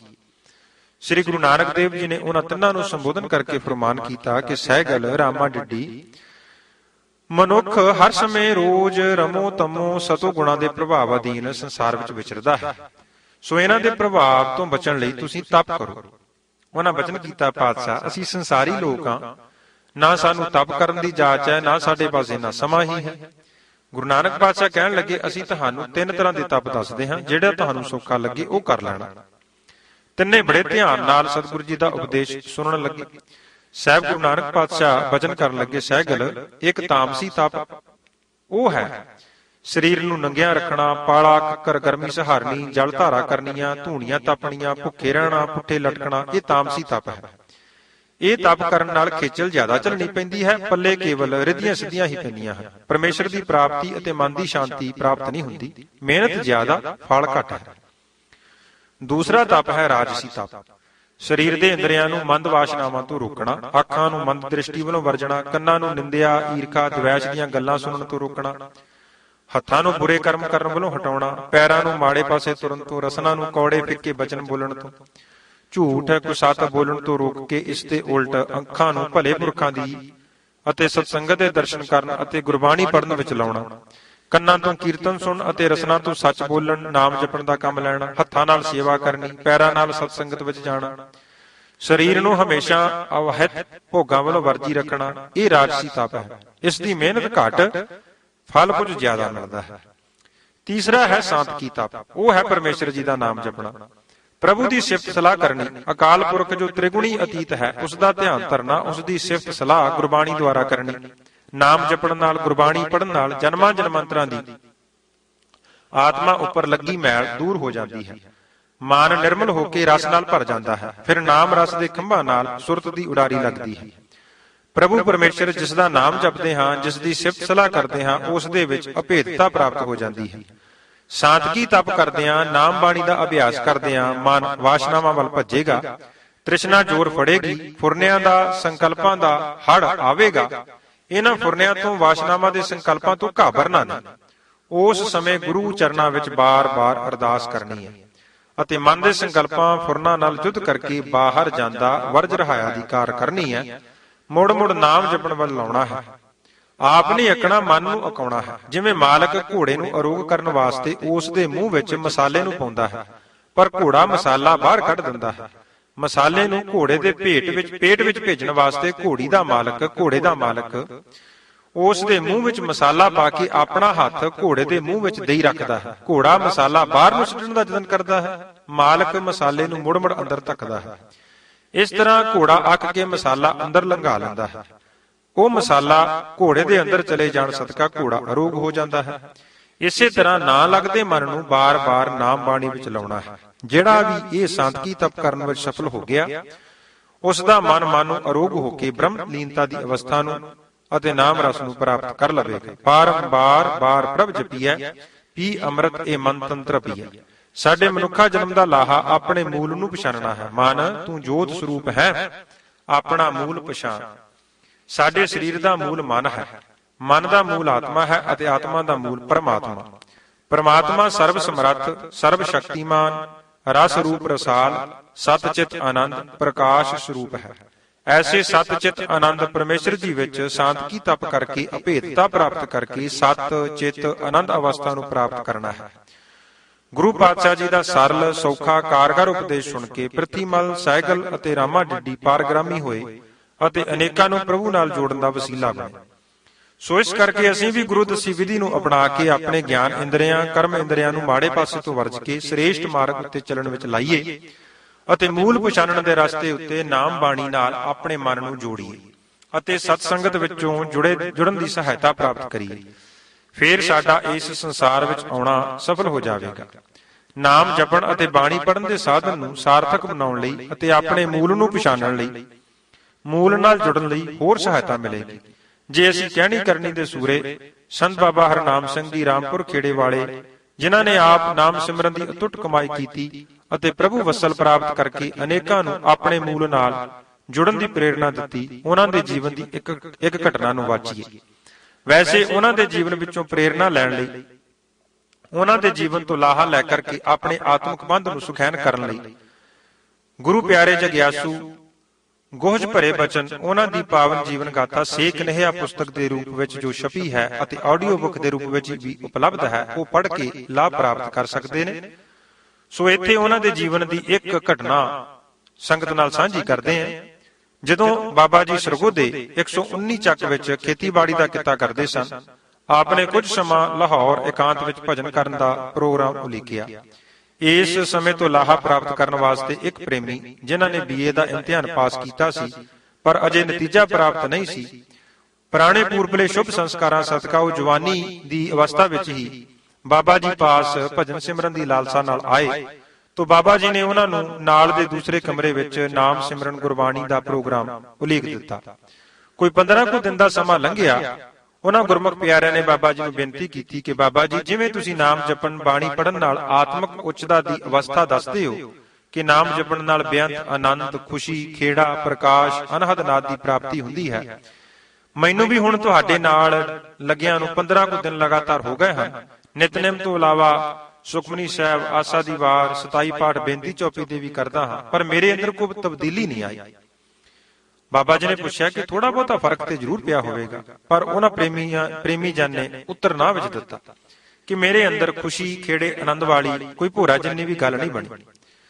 ਬਾਬਾ ਜੀ ਕਹਿਣ ਲੱਗੇ ਕਿ ਭਾਵੇਂ 15 ਦਿਨ ਹੀ ਤੂੰ ਸਿਮਰਨ ਕੀਤਾ ਹੈ, ਗੁਰਬਾਣੀ ਪੜ੍ਹੀ ਹੈ, ਤੇਰੇ ਅੰਦਰ ਤਬਦੀਲੀ ਜ਼ਰੂਰ ਆਉਣੀ ਚਾਹੀਦੀ ਸੀ। ਜੇ ਨਹੀਂ ਆਈ ਤਾਂ ਚਲੋ ਗੁਰੂ ਗ੍ਰੰਥ ਸਾਹਿਬ ਸੱਚੇ ਪਾਤਸ਼ਾਹ ਦੇ ਚਰਨਾਂ ਵਿੱਚ ਅਰਦਾਸ ਕਰਕੇ ਬੇਨਤੀ ਕਰਦੇ ਹਾਂ, ਜੋ ਅਗਵਾਈ ਗੁਰਦੇਵ ਪਾਤਸ਼ਾਹ ਜੀ ਬਖਸ਼ਿਸ਼ ਕਰਨ ਉਹਨਾਂ ਨੂੰ ਮੰਨ ਲੈਣਾ, ਉਸ ਅਨੁਸਾਰ ਆਪਣੇ ਜੀਵਨ ਦੀ ਕਾਰ ਜਾਂ ਜੀਵਨ ਦਾ ਰੁਟੀਨ ਆਰੰਭ ਕਰ ਦੇਣਾ।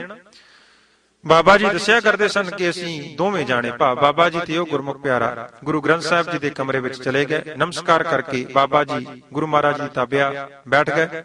ਉਸ ਪ੍ਰੇਮੀ ਨੇ ਗੁਰੂ ਚਰਨਾਂ ਵਿੱਚ ਖਲੋ ਕੇ ਆਪਣੇ ਮਨ ਦੀ ਬਿਰਥਾ ਅਰਦਾਸ ਰੂਪ ਵਿੱਚ ਸਤਿਗੁਰੂ ਜੀ ਅੱਗੇ ਗੁਪਤ ਰੂਪ ਵਿੱਚ ਕੀਤੀ। ਗੁਰੂ ਚਰਨਾਂ ਵਿੱਚ ਨਮਸਕਾਰ ਕਰਨ ਉਪਰੰਤ ਉਹ ਪ੍ਰੇਮੀ ਇੱਕ ਪਾਸੇ ਬੈਠ ਗਏ। ਬਾਬਾ ਜੀ ਗੁਰੂ ਪਾਤਸ਼ਾਹ ਜੀ ਦਾ ਹੁਕਮਨਾਮਾ ਲੈ ਕੇ ਅੰਤਰ ਆਤਮੇ ਗੁਰਮੰਤਰ ਦੁਆਰਾ ਗੁਰੂ ਚਰਨਾਂ ਨਾਲ ਇੱਕ ਸੁਰ ਹੋਏ। ਥੋੜੇ ਸਮੇਂ ਤੋਂ ਪਿੱਛੋਂ ਸ੍ਰੀ ਗੁਰੂ ਗੋਬਿੰਦ ਸਿੰਘ ਸਾਹਿਬ ਪਾਤਸ਼ਾਹ ਜੀ ਦੇ ਪ੍ਰਤੱਖ ਦਰਸ਼ਨ ਬਾਬਾ ਜੀ ਨੂੰ ਹੋਏ ਤੇ ਸਤਿਗੁਰਾਂ ਨੇ ਵਚਨ ਕੀਤਾ ਕਿ ਭਾਈ ਹਰਨਾਮ ਸਿੰਘ, ਇਸ ਪ੍ਰੇਮੀ ਨੂੰ ਸਾਡੀ ਵੱਲੋਂ ਕਹਿ ਦਿਓ ਕਿ ਬੇਨਤੀ ਚੌਪਈ ਦੇ 27 ਪਾਠ ਬੇਸ਼ੱਕ ਨਾ ਕਰੇ। ਬੇਨਤੀ ਚੌਪਈ ਦੇ 27 ਪਾਠ ਬੇਸ਼ੱਕ ਨਾ ਕਰੇ, ਇੱਕੋ ਪਾਠ ਹੀ ਕਰੇ, ਪਰ ਸਾਨੂੰ ਸੁਣਾ ਕੇ ਕਰੇ। ਇਹ ਪੁੱਛਣ ਤੇ ਕਿ ਪਾਤਸ਼ਾਹ ਜੀ ਆਪ ਜੀ ਨੂੰ ਕਿਵੇਂ ਸੁਣਾਉਣਗੇ? ਇਸ ਦੇ ਉੱਤਰ ਵਿੱਚ ਸਤਿਗੁਰੂ ਜੀ ਨੇ ਫਰਮਾਇਆ ਕਿ ਜਿਹੜਾ ਪਾਠ ਤੁਸੀਂ ਕਰਦੇ ਹੋ, ਜੇ ਤੁਸੀਂ ਆਪ ਆਪਣੇ ਕੀਤੇ ਹੋਏ ਪਾਠ ਨੂੰ ਸੁਣ ਲਿਆ, ਉਹ ਅਸੀਂ ਵੀ ਸੁਣ ਲਿਆ। ਜਿਹੜੀ ਬਾਣੀ, ਜਿਹੜਾ ਸਿਮਰਨ, ਜਿਹੜੀ ਅਰਦਾਸ ਤੁਸੀਂ ਆਪ ਹੀ ਨਹੀਂ ਸੁਣੀ, ਮਾਨੋ ਅਸੀਂ ਵੀ ਉਹ ਨਹੀਂ ਸੁਣੀ। ਬਾਬਾ ਜੀ ਨੇ ਗੁਰੂ ਮਹਾਰਾਜ ਦਾ ਬਚਨ ਉਸ ਪ੍ਰੇਮੀ ਨੂੰ ਦੱਸ ਦਿੱਤਾ ਅਤੇ ਨਾਲ ਪ੍ਰੇਰਣਾ ਦਿੱਤੀ ਕਿ ਜਿੰਨੀ ਬਾਣੀ ਰਸਨਾ ਨਾਲ ਪੜੋ, ਜੋ ਨਾਮ ਜਪੋ, ਉਸ ਨੂੰ ਆਪਣੇ ਕੰਨਾਂ ਨਾਲ ਸੁਣੋ। ਜੋ ਬਿਨਾਂ ਰਸਨਾ ਤੋਂ ਅੰਤਰਾਤਮੇ ਪੜ੍ਹਦੇ ਹੋ, ਉਸ ਨੂੰ ਆਪਣੀ ਆਤਮਾ ਨਾਲ ਸੁਣੋ। ਫਿਰ ਥੋੜੇ ਸਮੇਂ ਪਿੱਛੋਂ ਦੱਸਣਾ ਕਿ ਮਨ ਦੀ, ਆਤਮਾ ਦੀ ਅਵਸਥਾ ਕੀ ਹੈ। ਬਾਬਾ ਜੀ ਦੇ ਦੱਸਣ ਅਨੁਸਾਰ ਜਦੋਂ ਉਸ ਪ੍ਰੇਮੀ ਨੇ ਸੁਣ ਕੇ ਗੁਰਬਾਣੀ ਨੂੰ ਪੜ੍ਹਨਾ ਸ਼ੁਰੂ ਕੀਤਾ ਅਤੇ ਸਿਮਰਨ ਕਰਦੇ ਸਮੇਂ ਵੀ ਸੁਣਨ ਵੱਲ ਵਧੇਰੇ ਬਿਰਤੀ ਲਾਈ, ਇਸ ਤਰ੍ਹਾਂ ਕਰਨ ਨਾਲ ਥੋੜੇ ਸਮੇਂ ਵਿੱਚ ਹੀ ਉਸ ਗੁਰਮੁਖ ਪਿਆਰੇ ਦੀ ਅਵਸਥਾ ਜੋ ਸੀ ਉਹ ਉਹਨਾਂ ਨੇ ਆਪ ਜਵਾਨੀ ਦੱਸੀ ਕਿ ਹੁਣ ਮੈਨੂੰ ਬਾਣੀ ਪੜ੍ਹਨ ਦੁਆਰਾ ਰਸ ਵੀ ਪ੍ਰਾਪਤ ਹੁੰਦਾ ਹੈ, ਨਾਮ ਜਪਣ ਨਾਲ ਆਨੰਦ ਦਾ ਝਲਕਾਰਾ ਵੀ ਮਿਲਦਾ ਹੈ। ਸੋ ਇਹ ਘਟਨਾ ਸਾਨੂੰ ਗੁਰਮਤਿ ਪ੍ਰਾਪਤੀ ਦਾ ਰਸਤਾ ਰਚਨਾਉਂਦੀ ਹੈ ਕਿ ਜੇ ਆਪਾਂ ਆਤਮਿਕ ਪੈਂਡੇ ਤੇ ਚੱਲ ਕੇ ਕੁਝ ਪ੍ਰਾਪਤ ਕਰਨਾ ਲੋਚਦੇ ਹਾਂ, ਗੁਰੂ ਬਚਨਾਂ ਦੇ ਧਾਰਨੀ ਬਣ ਜਾਈਏ, ਬਹੁਤਾ ਕਰਨ ਦੀ ਬਜਾਏ ਥੋੜਾ ਕਰ ਲਈਏ, ਪਰ ਕਰੀਏ ਗੁਰੂ ਦਸੀ ਵਿਧੀ ਅਨੁਸਾਰ। ਜਿਉਂ-ਜਿਉਂ ਨਾਮ ਸੁਣਨ, ਗੁਰਬਾਣੀ ਸੁਣਨ ਵਿੱਚ ਮਨ ਜੁੜਦਾ ਜਾਵੇਗਾ, ਸਾਰੇ ਮਨੋਰਥ ਪੂਰੇ ਹੋਣੇ ਆਰੰਭ ਹੋ ਜਾਣਗੇ। ਸੰਸਾਰਕ ਕਾਰ ਵਿਹਾਰਾਂ ਦੀਆਂ ਗੱਲਾਂ ਜਾਂ ਉਸਤਤ, ਨਿੰਦਿਆ ਜਾਂ ਸਾਖਤੀ ਬੋਲ ਸੁਣਨੇ ਬਹੁਤ ਸੌਖੇ ਨੇ, ਪਰ ਗੁਰਬਾਣੀ ਸੁਣਨੀ, ਨਾਮ ਸੁਣਨਾ ਬਹੁਤ ਔਖਾ ਹੈ। ਸਹਿਜੇ ਸਹਿਜੇ ਜਿਉਂ-ਜਿਉਂ ਮਨ ਨੂੰ ਸੁਣਨ ਦੀ ਆਦਤ ਪਵੇਗੀ, ਤਿਉਂ-ਤਿਉਂ ਫਿਰ ਨਾਮ ਅਤੇ ਗੁਰਬਾਣੀ ਮਨ ਦਾ ਆਧਾਰ ਬਣ ਜਾਵੇਗੀ। ਫਿਰ ਤਾਂ ਆਖਾਂ ਜੀਵਾਂ ਵਿਸਰੈ ਮਰ ਜਾਉ ਦਾ ਫਰਮਾਨ ਲਾਗੂ ਹੋਣ ਲੱਗ ਜਾਵੇਗਾ। ਲੋੜ ਹੈ ਲੱਗੇ ਰਹਿਣ ਦੀ, ਜੋ ਲੱਗਾ ਰਹੇਗਾ ਸਮਾਂ ਪਾ ਕੇ ਉਹ ਆਪਣੀ ਮੰਜ਼ਿਲ ਤੇ ਅਵੱਛ ਪੁੱਜ ਜਾਵੇਗਾ। ਕਾਹਲ ਜਲਦੀ ਨਾਮ ਰਸ ਵਿੱਚ ਰੁਕਾਵਟ ਪੈਦਾ ਕਰਦੀ ਹੈ। ਕਾਹਲ ਪਰੇਸ਼ਾਨੀਆਂ ਅਤੇ ਚਿੰਤਾਵਾਂ ਨੂੰ ਜਨਮ ਦਿੰਦੀ ਹੈ। ਸ਼ਾਹ ਸ਼ਰਫ ਦੇ ਕਥਨ ਅਨੁਸਾਰ ਉਤਾਵਲੇ ਨਹੀਂ ਹੋਣਾ। ਜਿਵੇਂ ਮੂੰਜੀ ਉੱਤੇ 2-4 ਮੋਹੜੇ ਦੀਆਂ ਸੱਟਾਂ ਲਾਉਣ ਨਾਲ ਮੂੰਜੀ ਵਿੱਚੋਂ ਚੌਲ ਨਹੀਂ ਨਿਕਲਦੇ, ਕਾਲੀ ਕਰਨ ਨਾਲ ਕੱਪੜੇ ਨੂੰ ਪੱਕਾ ਰੰਗ ਨਹੀਂ ਚੜ੍ਹਦਾ, ਤਿਵੇਂ ਥੋੜੀ ਜਿਹੀ ਨਾਮ ਜਪ ਦੀ ਕਮਾਈ ਕਰਕੇ ਇੱਕਦਮ ਪ੍ਰਮਾਤਮਾ ਦੀ ਪ੍ਰਾਪਤੀ ਨਹੀਂ ਹੋ ਸਕਦੀ। ਕਮਾਈ ਕਰਦਿਆਂ ਕਰਦਿਆਂ ਸਹਿਜੇ ਸਹਿਜੇ ਆਤਮਾ ਨੂੰ ਨਾਮ ਦਾ ਰੰਗ ਚੜ੍ਹਨ ਲੱਗ ਜਾਂਦਾ ਹੈ। ਜਿਸ ਵੇਲੇ ਆਤਮਾ ਨੂੰ ਨਾਮ ਦਾ ਰੰਗ ਚੜ੍ਹ ਗਿਆ, ਫਿਰ ਹਰ ਤਰ੍ਹਾਂ ਦਾ ਸਹਿਮ, ਡਰ ਸਹਿਜੇ ਸਹਿਜੇ ਖਤਮ ਹੋ ਜਾਂਦਾ ਹੈ ਅਤੇ ਜਨਮਾਂ ਜਨਮੰਤਰਾਂ ਤੋਂ ਮਾਇਆ ਦੀ ਨੀਂਦਰ ਵਿੱਚ ਸੁੱਤਾ ਹੋਇਆ ਮਨ ਜਾਗ ਪੈਂਦਾ ਹੈ। ਸ਼ਾਹ ਸ਼ਰਫ ਹੋਰਾਂ ਨੇ ਆਪਣੀ ਰੁਬਾਈ ਵਿੱਚ ਇਸ ਤਰ੍ਹਾਂ ਫਰਮਾਇਆ ਹੈ ਕਿ ਸ਼ਾਹ ਸ਼ਰਫ ਨਾ ਹੋ ਉਤਾਵਲਾ, ਇੱਕ ਸੱਟ ਨਾ ਥੀਂਦੇ ਚਾਵਲਾ, ਇੱਕ ਦਮ ਨਾ ਮਿਲੇ ਬਾਬਲ ਰਾਵਲਾ, ਰੰਗ ਚੜੇ ਨਾ ਖਰਾ ਉਤਾਵਲਾ, ਰੰਗ ਲਾਗਤ ਲਾਗਤ ਲਾਗਤ ਹੈ, ਪੈ ਭਾਗਤ ਭਾਗਤ ਭਾਗਤ ਹੈ, ਜਨਮ ਜਨਮ ਕਾ ਸੋਇਆ ਇਹ ਮਨ, ਜਾਗਤ ਜਾਗਤ ਜਾਗਤ ਹੈ। ਜਦੋਂ ਨਾਮ ਜਪਦੇ ਸਮੇਂ, ਬਾਣੀ ਪੜ੍ਹਨ ਦੇ ਸਮੇਂ ਨਾਮ ਵਿੱਚੋਂ, ਬਾਣੀ ਵਿੱਚੋਂ ਰਸ ਪ੍ਰਾਪਤ ਹੋਵੇ, ਮਨ ਨੂੰ ਸ਼ਾਂਤੀ ਅਤੇ ਸਹਿਜ ਮਿਲੇ, ਨਾਮ ਅਤੇ ਬਾਣੀ ਚੰਗੇ ਲੱਗਣ ਲੱਗ ਪੈਣ, ਸਮਝੋ ਮਨ ਜਾਗ ਰਿਹਾ ਹੈ। ਆਤਮਾ ਦੀ ਮਲੀਨਤਾਈ ਸਹਿਜੇ ਸਹਿਜੇ ਖਤਮ ਹੋ ਰਹੀ ਹੈ। ਮਨ ਜਾਗੇ ਦੀ ਇਹ ਨਿਸ਼ਾਨੀ, ਤਉ ਉਰ ਲਾਗੇ ਮਿੱਠੀ ਬਾਣੀ। ਨਾਮ ਦੀ ਪ੍ਰਾਪਤੀ ਕਿਵੇਂ ਅਤੇ ਕਿੱਥੋਂ? ਐਸਾ ਅਮੋਲਕ ਨਾਮ ਜੋ ਇਸ ਸੰਸਾਰ ਵਿੱਚ ਵੀ ਜਿੱਥੈ ਹਰ ਆਰਾਧੀਐ, ਤਿੱਥੈ ਹਰ ਮਿੱਤ ਸਹਾਈ ਹੋ ਕੇ ਸਹਾਇਤਾ ਕਰਦਾ ਹੈ, ਅਤੇ ਪ੍ਰਲੋਕ ਵਿੱਚ ਵੀ ਜਹ ਮਾਤ ਪਿਤਾ ਸੁਤ ਮੀਤ ਨਾ ਭਾਈ, ਮਨ ਊਹਾ ਨਾਮ ਤੇਰਾ ਸੰਗ ਸਹਾਈ ਦੇ ਬਚਨ ਅਨੁਸਾਰ ਰੱਖਿਅਕ ਬਣ ਕੇ ਜੀਵ ਆਤਮਾ ਦਾ ਪੱਖ ਪੂਰਦਾ ਹੈ। ਕਿਵੇਂ ਅਤੇ ਕਿੱਥੋਂ ਪ੍ਰਾਪਤ ਕੀਤਾ ਜਾ ਸਕਦਾ ਹੈ? ਭਗਤ ਕਬੀਰ ਜੀ ਦਾ ਫਰਮਾਨ ਹੈ ਕਿ ਪਰਮੇਸ਼ਰ ਜੀ ਦਾ ਅਮੋਲਕ ਨਾਮ ਸੰਸਾਰ ਦੇ ਕਿਸੇ ਵੀ ਕੀਮਤੀ ਪਦਾਰਥ, ਸੋਨਾ, ਚਾਂਦੀ, ਜ਼ਮੀਨ, ਜਾਇਦਾਦ ਦੇ ਬਦਲੇ ਵਿੱਚ ਪ੍ਰਾਪਤ ਨਹੀਂ ਕੀਤਾ ਜਾ ਸਕਦਾ। ਭਗਤ ਜੀ ਦਾ ਪਾਵਨ ਬਚਨ ਹੈ ਕਿ ਕੰਚਨ ਸਿਉ ਪਾਈਐ ਨਹੀਂ ਤੋਲ। ਤੇ ਪ੍ਰਾਪਤ ਕਿਵੇਂ ਹੋ ਸਕਦਾ ਹੈ ਐਸਾ ਅਮੋਲਕ ਨਾਮ? ਮਨ ਦੇ ਰਾਮ ਲਿਆ ਹੈ ਮੋਲ। ਕੰਚਨ ਸਿਉ ਪਾਈਐ ਨਹੀਂ ਤੋਲ, ਮਨ ਦੇ ਰਾਮ ਲਿਆ ਹੈ ਮੋਲ। ਜਦੋਂ ਜਗਿਆਸੂ ਗੁਰੂ ਨੂੰ ਮਨ ਭੇਟ ਕਰ ਦਿੰਦਾ ਹੈ, ਮਨ ਦੀ ਭੇਟਾ ਤੇ ਮਨ ਦੇ ਚੜਾਵੇ ਤੇ ਪ੍ਰਸੰਨ ਹੋ ਕੇ ਸਤਿਗੁਰੂ ਨੇ ਨਾਮ ਦੀ ਅਮੋਲਕ ਦਾਤ ਬਖਸ਼ਿਸ਼ ਕਰ ਦਿੱਤੀ। ਜਿਸ ਦੇ ਪਾਸ ਵਸਤੂ ਹੋਵੇ ਉਸ ਪਾਸੋਂ ਹੀ ਪ੍ਰਾਪਤ ਕੀਤੀ ਜਾ ਸਕਦੀ ਹੈ।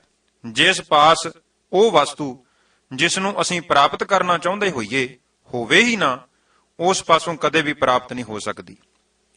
ਭਾਵ ਕਿਸੇ ਵਸਤੂ ਦੇ ਮਾਲਕ ਪਾਸੋਂ ਹੀ ਉਹ ਚੀਜ਼ ਲਈ ਜਾ ਸਕਦੀ ਹੈ। ਜਿਸ ਦੇ ਪਾਸ ਕੋਈ ਵਸਤੂ ਹੋਵੇ ਹੀ ਨਾ ਜਿਹੜੀ ਅਸੀਂ ਪ੍ਰਾਪਤ ਕਰਨੀ ਚਾਹੀਏ, ਉਸ ਪਾਸੋਂ ਨਹੀਂ ਮਿਲ ਸਕਦੀ।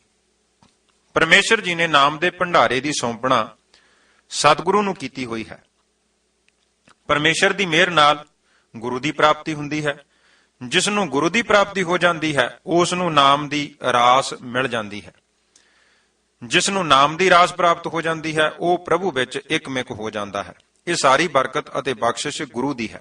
ਧੰਨ ਗੁਰੂ ਰਾਮਦਾਸ ਸਾਹਿਬ ਜੀ ਦਾ ਪਾਵਨ ਬਚਨ ਹੈ, ਸਤਿਗੁਰ ਦਾਤਾ ਹਰ ਨਾਮ ਕਾ ਪ੍ਰਭ ਆਪ ਮਿਲਾਵੈ ਸੋਏ, ਸਤਿਗੁਰ ਹਰ ਪ੍ਰਭ ਬੁਝਿਆ ਗੁਰ ਜੇਵਡ ਅਵਰ ਨਾ ਕੋਏ। ਸਾਹਿਬ ਸ੍ਰੀ ਗੁਰੂ ਅਮਰਦਾਸ ਸਾਹਿਬ ਜੀ ਦਾ ਪਾਵਨ ਫਰਮਾਨ ਹੈ ਕਿ ਬਹੁਤ ਚੰਗੇ ਭਾਗਾਂ ਨਾਲ ਗੁਰੂ ਦੀ ਪ੍ਰਾਪਤੀ ਹੁੰਦੀ ਹੈ। ਗੁਰੂ ਨਾਮ ਦੀ ਦਾਤ ਬਖਸ਼ਿਸ਼ ਕਰਕੇ ਜੀਵ ਆਤਮਾ ਦਾ ਪ੍ਰਭੂ ਨਾਲ ਮਿਲਾਪ ਕਰਵਾ ਦਿੰਦਾ ਹੈ। ਸਤਿਗੁਰ ਦੇ ਨਾਮ ਪਾਈਐ ਕਰਮ ਮਿਲੈ ਪ੍ਰਭ ਸੋਏ। ਧੰਨ ਗੁਰੂ ਨਾਨਕ ਦੇਵ ਪਾਤਸ਼ਾਹ ਜੀ ਇਸ ਬਚਨ ਦੀ ਪ੍ਰੋੜਤਾ ਕਰਦੇ ਨੇ, ਪੂਰੇ ਗੁਰ ਤੇ ਨਾਮ ਪਾਇਆ ਜਾਏ, ਜੋਗ ਜੁਗਤ ਸੱਚ ਰਹਿ ਸਮਾਏ। ਧੰਨ ਗੁਰੂ ਅਮਰਦਾਸ ਸਾਹਿਬ ਜੀ ਦਾ ਪਾਵਨ ਬਚਨ ਵਡਹੰਸ ਰਾਗ ਵਿੱਚ ਵੀ ਆਉਂਦਾ ਹੈ, ਜੋ ਧੰਨ ਗੁਰੂ ਗ੍ਰੰਥ ਸਾਹਿਬ ਜੀ ਦੇ ਪੰਨਾ 560 ਉੱਪਰ ਅੰਕਿਤ ਹੈ। ਪੂਰੇ ਗੁਰ ਤੇ ਨਾਮ ਪਾਇਆ ਜਾਏ, ਸੱਚਾ ਸ਼ਬਦ ਸੱਚ ਸਮਾਏ, ਇਹ ਮਨ ਨਾਮ ਨਿਧਾਨ ਤੂੰ ਪਾਏ, ਆਪਣੇ ਗੁਰ ਕੀ ਮਨ ਲੈ ਰਜਾਏ। ਰਹਾਉ ਗੁਰ ਕੈ ਸ਼ਬਦ ਵਿੱਚੋਂ ਮੈਲ ਗਵਾਏ, ਨਿਰਮਲ ਨਾਮ ਵਸੈ ਮਨ ਆਏ। ਸਾਹਿਬ ਸ੍ਰੀ ਗੁਰੂ ਅਮਰਦਾਸ ਸਾਹਿਬ ਪਾਤਸ਼ਾਹ ਜੀ ਦਾ ਮਾਝ ਰਾਗ ਵਿੱਚ ਪਾਵਨ ਬਚਨ ਹੈ ਕਿ ਨਾਮ ਤੋਂ ਬਿਨਾਂ ਸਦੀਵੀ ਸੁੱਖ ਕਦਾਚਿਤ ਵੀ ਪ੍ਰਾਪਤ ਨਹੀਂ ਹੋ ਸਕਦਾ। ਸਾਧਨਾ ਕਰਨ ਵਾਲੇ ਸਿੱਧ ਅਤੇ ਜੋਗੀ ਸਦੀਵੀ ਸੁੱਖ ਦੀ ਪ੍ਰਾਪਤੀ ਵਾਸਤੇ ਬਹੁਤ ਤਰਲੇ ਲੈਂਦੇ ਰਹੇ, ਪਰ ਸਦੀਵੀ ਸੁੱਖ, ਸਦੀਵੀ ਸ਼ਾਂਤੀ, ਸਦੀਵੀ ਆਨੰਦ ਉਹਨਾਂ ਨੂੰ ਪ੍ਰਾਪਤ ਨਾ ਹੋਇਆ। ਬਹੁਤ ਉੱਤਮ ਭਾਗਾਂ ਨਾਲ ਸਤਿਗੁਰੂ ਦੀ ਪ੍ਰਾਪਤੀ ਹੁੰਦੀ ਹੈ। ਜਦੋਂ ਸਤਿਗੁਰੂ ਜੀ ਦਾ ਮਿਲਾਪ ਵਸਲ ਪ੍ਰਾਪਤ ਹੁੰਦਾ ਹੈ, ਗੁਰੂ ਮਿਹਰ ਕਰਕੇ ਨਾਮ ਦੀ ਦਾਤ ਬਖਸ਼ਦਾ ਹੈ। ਨਾਮ ਦੀ ਬਦੌਲਤ ਸਦੀਵੀ ਸੁੱਖ, ਸਦੀਵੀ ਸ਼ਾਂਤੀ, ਸਦੀਵੀ ਆਨੰਦ ਪ੍ਰਾਪਤ ਹੁੰਦਾ ਹੈ। ਧੰਨ ਗੁਰੂ ਅਮਰਦਾਸ ਸਾਹਿਬ ਜੀ ਦਾ ਪਾਵਨ ਬਚਨ, ਬਿਨ ਗੁਰ ਨਾਮ ਨਾ ਪਾਇਆ ਜਾਏ, ਸਿੱਧ ਸਾਧਕ ਰਹੇ ਬਿਲ ਲਾਏ, ਬਿਨ ਗੁਰ ਸੇਵੇ ਸੁਖ ਨਾ ਹੋਵੀ, ਪੂਰਾ ਭਾਗ ਗੁਰ ਪਾਵਣਿਆ। ਧਨਾਸਰੀ ਰਾਗ ਵਿੱਚ ਵੀ ਧੰਨ ਗੁਰੂ ਅਮਰਦਾਸ ਸਾਹਿਬ ਜੀ ਦਾ ਪਾਵਨ ਬਚਨ ਹੈ, ਗੁਰ ਸੇਵਾ ਤੇ ਹਰ ਨਾਮ ਧਨ ਪਾਵੈ, ਅੰਤਰ ਪ੍ਰਗਾਸ ਹਰ ਨਾਮ ਤੇ ਆਵੈ। ਸਾਹਿਬ ਸ੍ਰੀ ਗੁਰੂ ਅਮਰਦਾਸ ਸਾਹਿਬ ਪਾਤਸ਼ਾਹ ਜਿਨ੍ਹਾਂ ਨੇ 72 ਸਾਲ ਦੀ ਆਯੂ ਤੱਕ ਗੁਰੂ ਵਿਹੂਣਾ ਕਰਮਕਾਂਡੀ ਜੀਵਨ ਬਤੀਤ ਕੀਤਾ, ਉਪਰੰਤ ਧੰਨ ਗੁਰੂ ਅੰਗਦ ਦੇਵ ਸਾਹਿਬ ਪਾਤਸ਼ਾਹ ਦੀ ਸ਼ਰਨ ਗ੍ਰਹਿਣ ਕਰਕੇ ਗੁਰੂ ਵਾਲੇ ਬਣ ਕੇ ਬਰਕਤਾਂ ਪ੍ਰਾਪਤ ਕੀਤੀਆਂ ਅਤੇ ਨਾਮ ਜਪ ਅਤੇ ਹੁਕਮ ਮੰਨਣ ਦੀ ਘਾਲ ਦੁਆਰਾ ਗੁਰਤਾ ਗੱਦੀ ਪ੍ਰਾਪਤ ਕਰਕੇ ਅਨੇਕਾਂ ਨੂੰ ਜੀ ਦਾਨ ਬਖਸ਼ਿਸ਼ ਕੀਤਾ।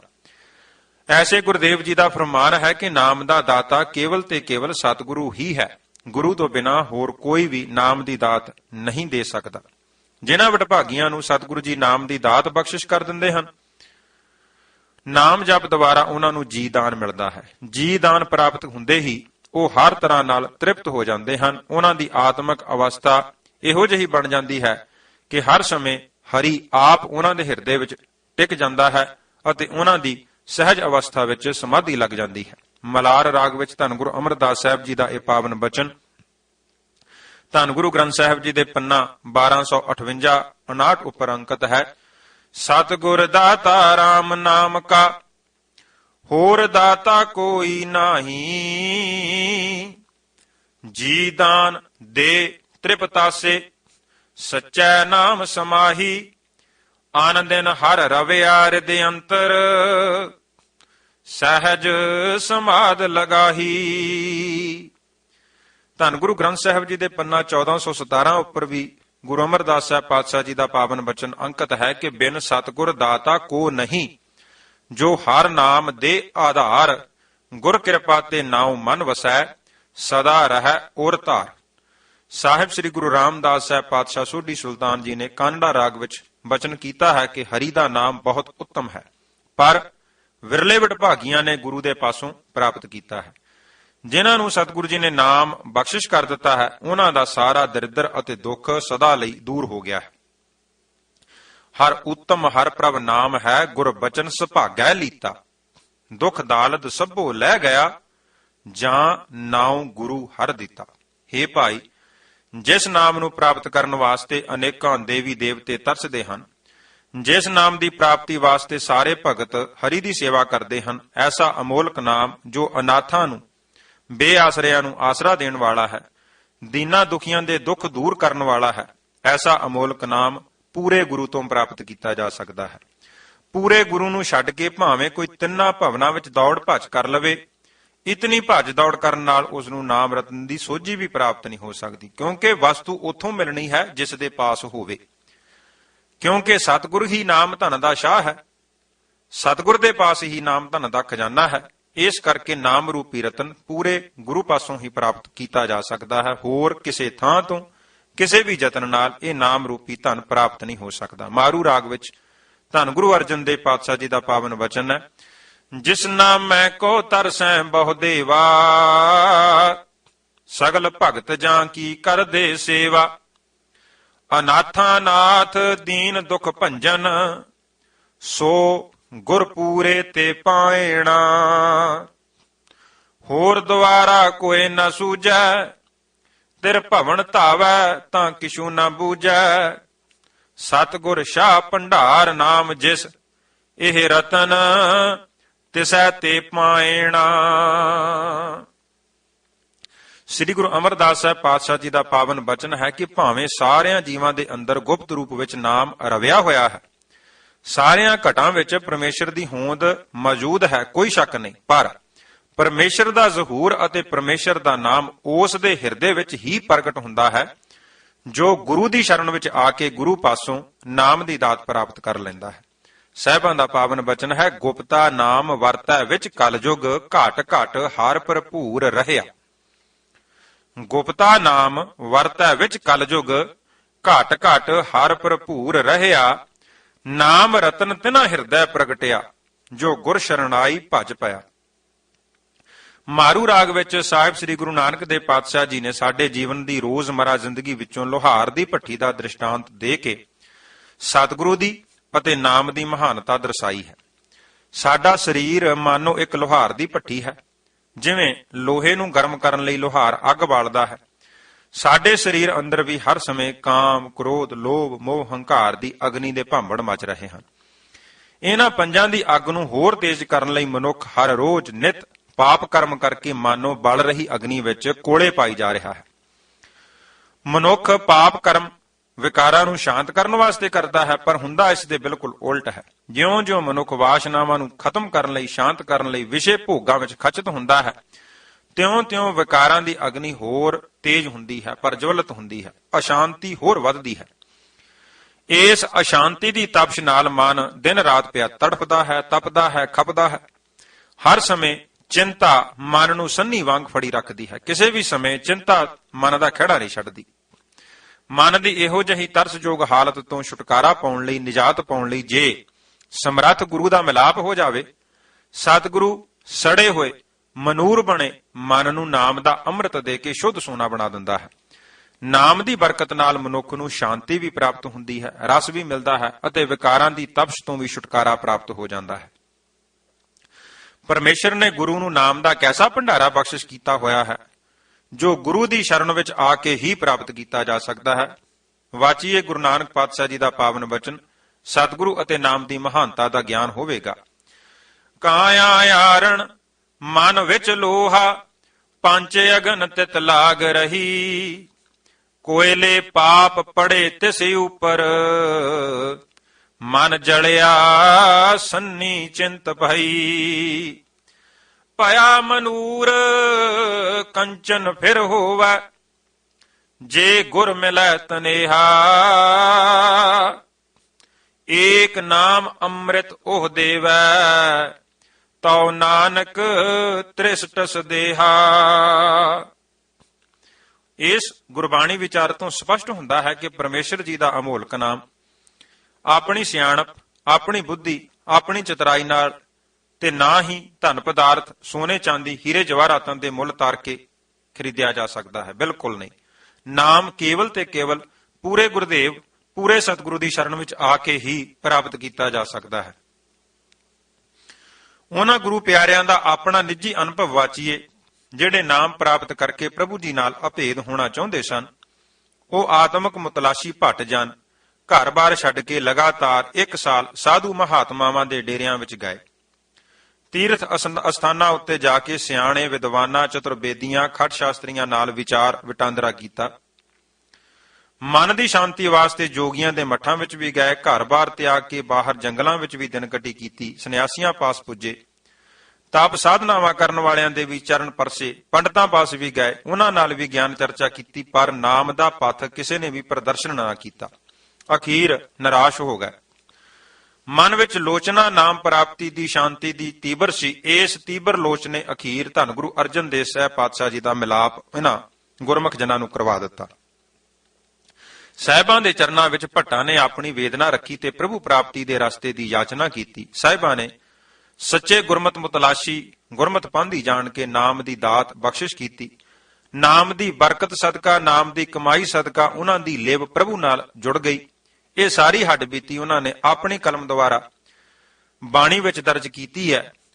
ਧੰਨ ਗੁਰੂ ਗ੍ਰੰਥ ਸਾਹਿਬ ਜੀ ਦੇ ਪੰਨਾ 1395 ਉੱਪਰ ਅੰਕਿਤ ਹੈ।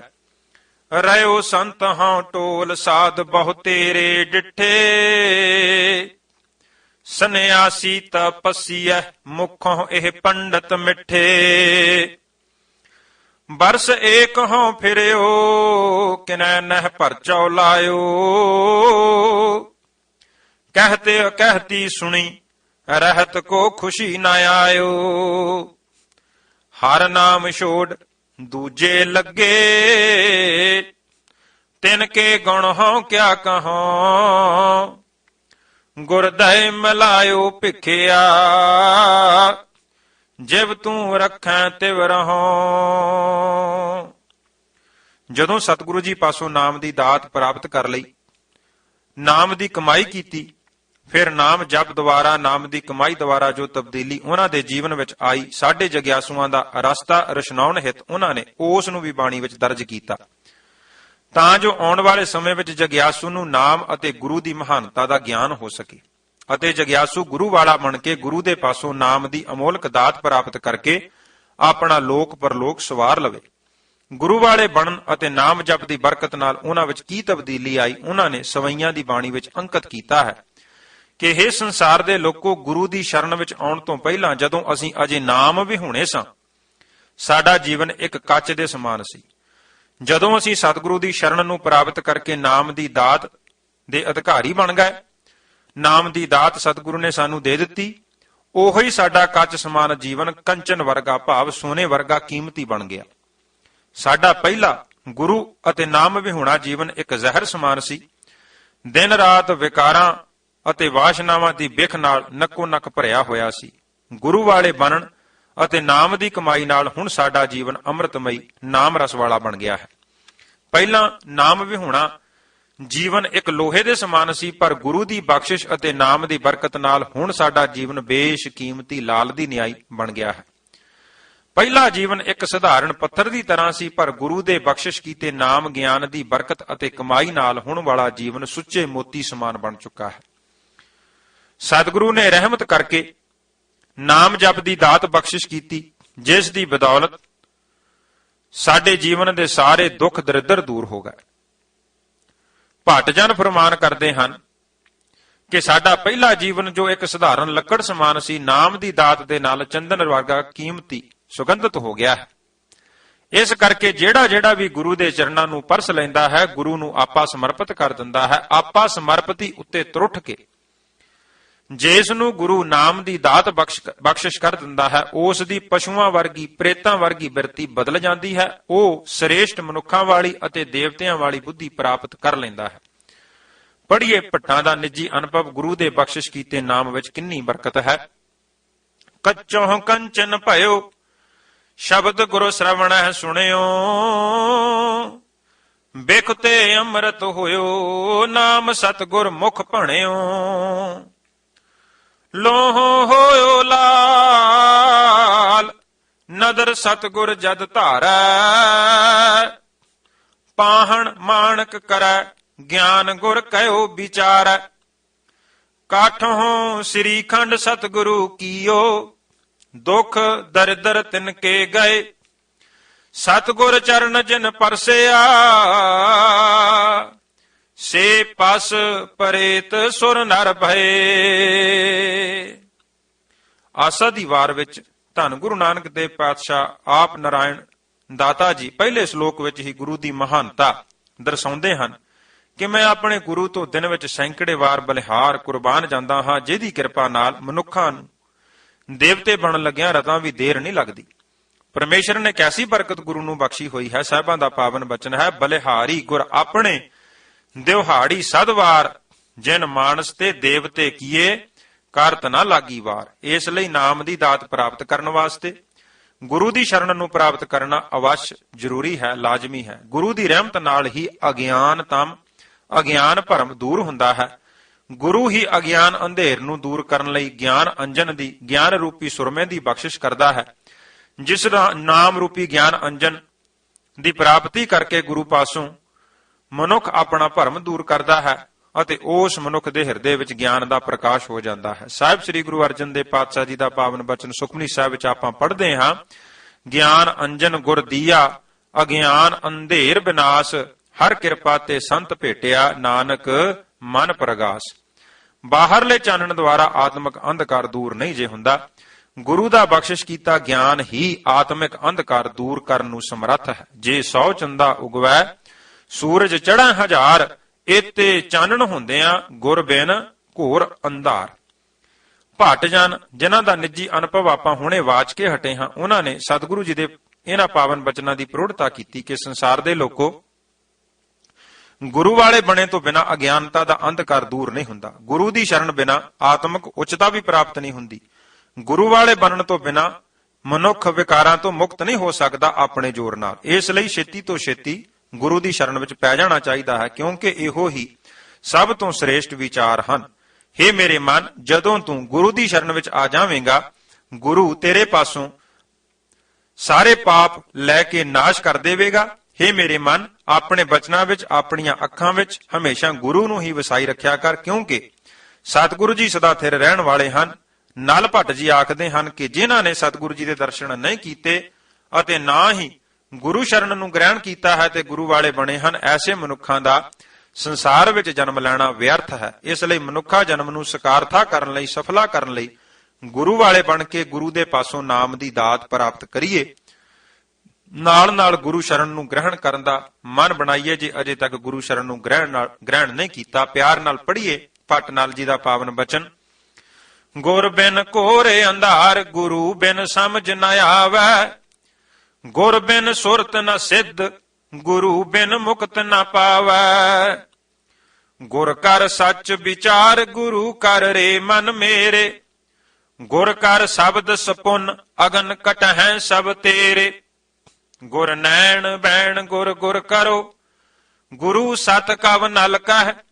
ਜਿਨ ਗੁਰੂ ਨਾ ਦੇਖਿਓ, ਨਹੁ ਕੀਓ, ਤੇ ਅਕਿਆਥ ਸੰਸਾਰ ਮਹਿ। ਜਿਹੜਾ ਗੁਰੂ ਪਿਆਰਾ ਗੁਰੂ ਦੀ ਸ਼ਰਨ ਵਿੱਚ ਆ ਜਾਂਦਾ ਹੈ, ਗੁਰੂ ਉਸ ਦਾ ਪੱਖ ਕਰਦਾ ਹੈ। ਗੁਰੂ ਉਸ ਦਾ ਹੰਕਾਰ ਦੂਰ ਕਰਦਾ ਹੈ। ਗੁਰੂ ਦੇ ਪੱਖ ਕਰਨ ਸਦਕਾ ਲੱਖਾਂ ਫੌਜਾਂ ਵੀ ਉਸ ਦਾ ਵਾਲ ਵਿੰਗਾ ਨਹੀਂ ਕਰ ਸਕਦੀਆਂ। ਜਦ ਗੁਰੂ ਦਾ ਹੱਥ ਜਗਿਆਸੂ ਦੇ ਸਿਰ ਉੱਪਰ ਹੋ ਜਾਵੇ, ਗੁਰੂ ਦੇ ਗਿਆਨ ਦੀ ਬਰਕਤ ਸਦਕਾ ਉਸ ਦਾ ਧਿਆਨ ਕਿਸੇ ਹੋਰ ਪਾਸੇ ਨਹੀਂ ਜਾਂਦਾ। ਉਹ ਹਮੇਸ਼ਾ ਆਪਣੇ ਮਾਲਕ ਨਾਲ ਜੁੜਿਆ ਰਹਿੰਦਾ ਹੈ। ਗੁਰੂ ਦੀ ਰਹਿਮਤ ਨਾਲ ਜਗਿਆਸੂ ਦੇ ਹਿਰਦੇ ਵਿੱਚ ਸ਼ਬਦ ਸਾਖਿਆਤ ਹੋ ਜਾਂਦਾ ਹੈ। ਗੁਰੂ ਦੀ ਮਿਹਰ ਨਾਲ ਸੱਚੇ ਘਰ ਵਿੱਚ ਟਿਕਾਈ ਪ੍ਰਾਪਤ ਹੋ ਜਾਂਦੀ ਹੈ।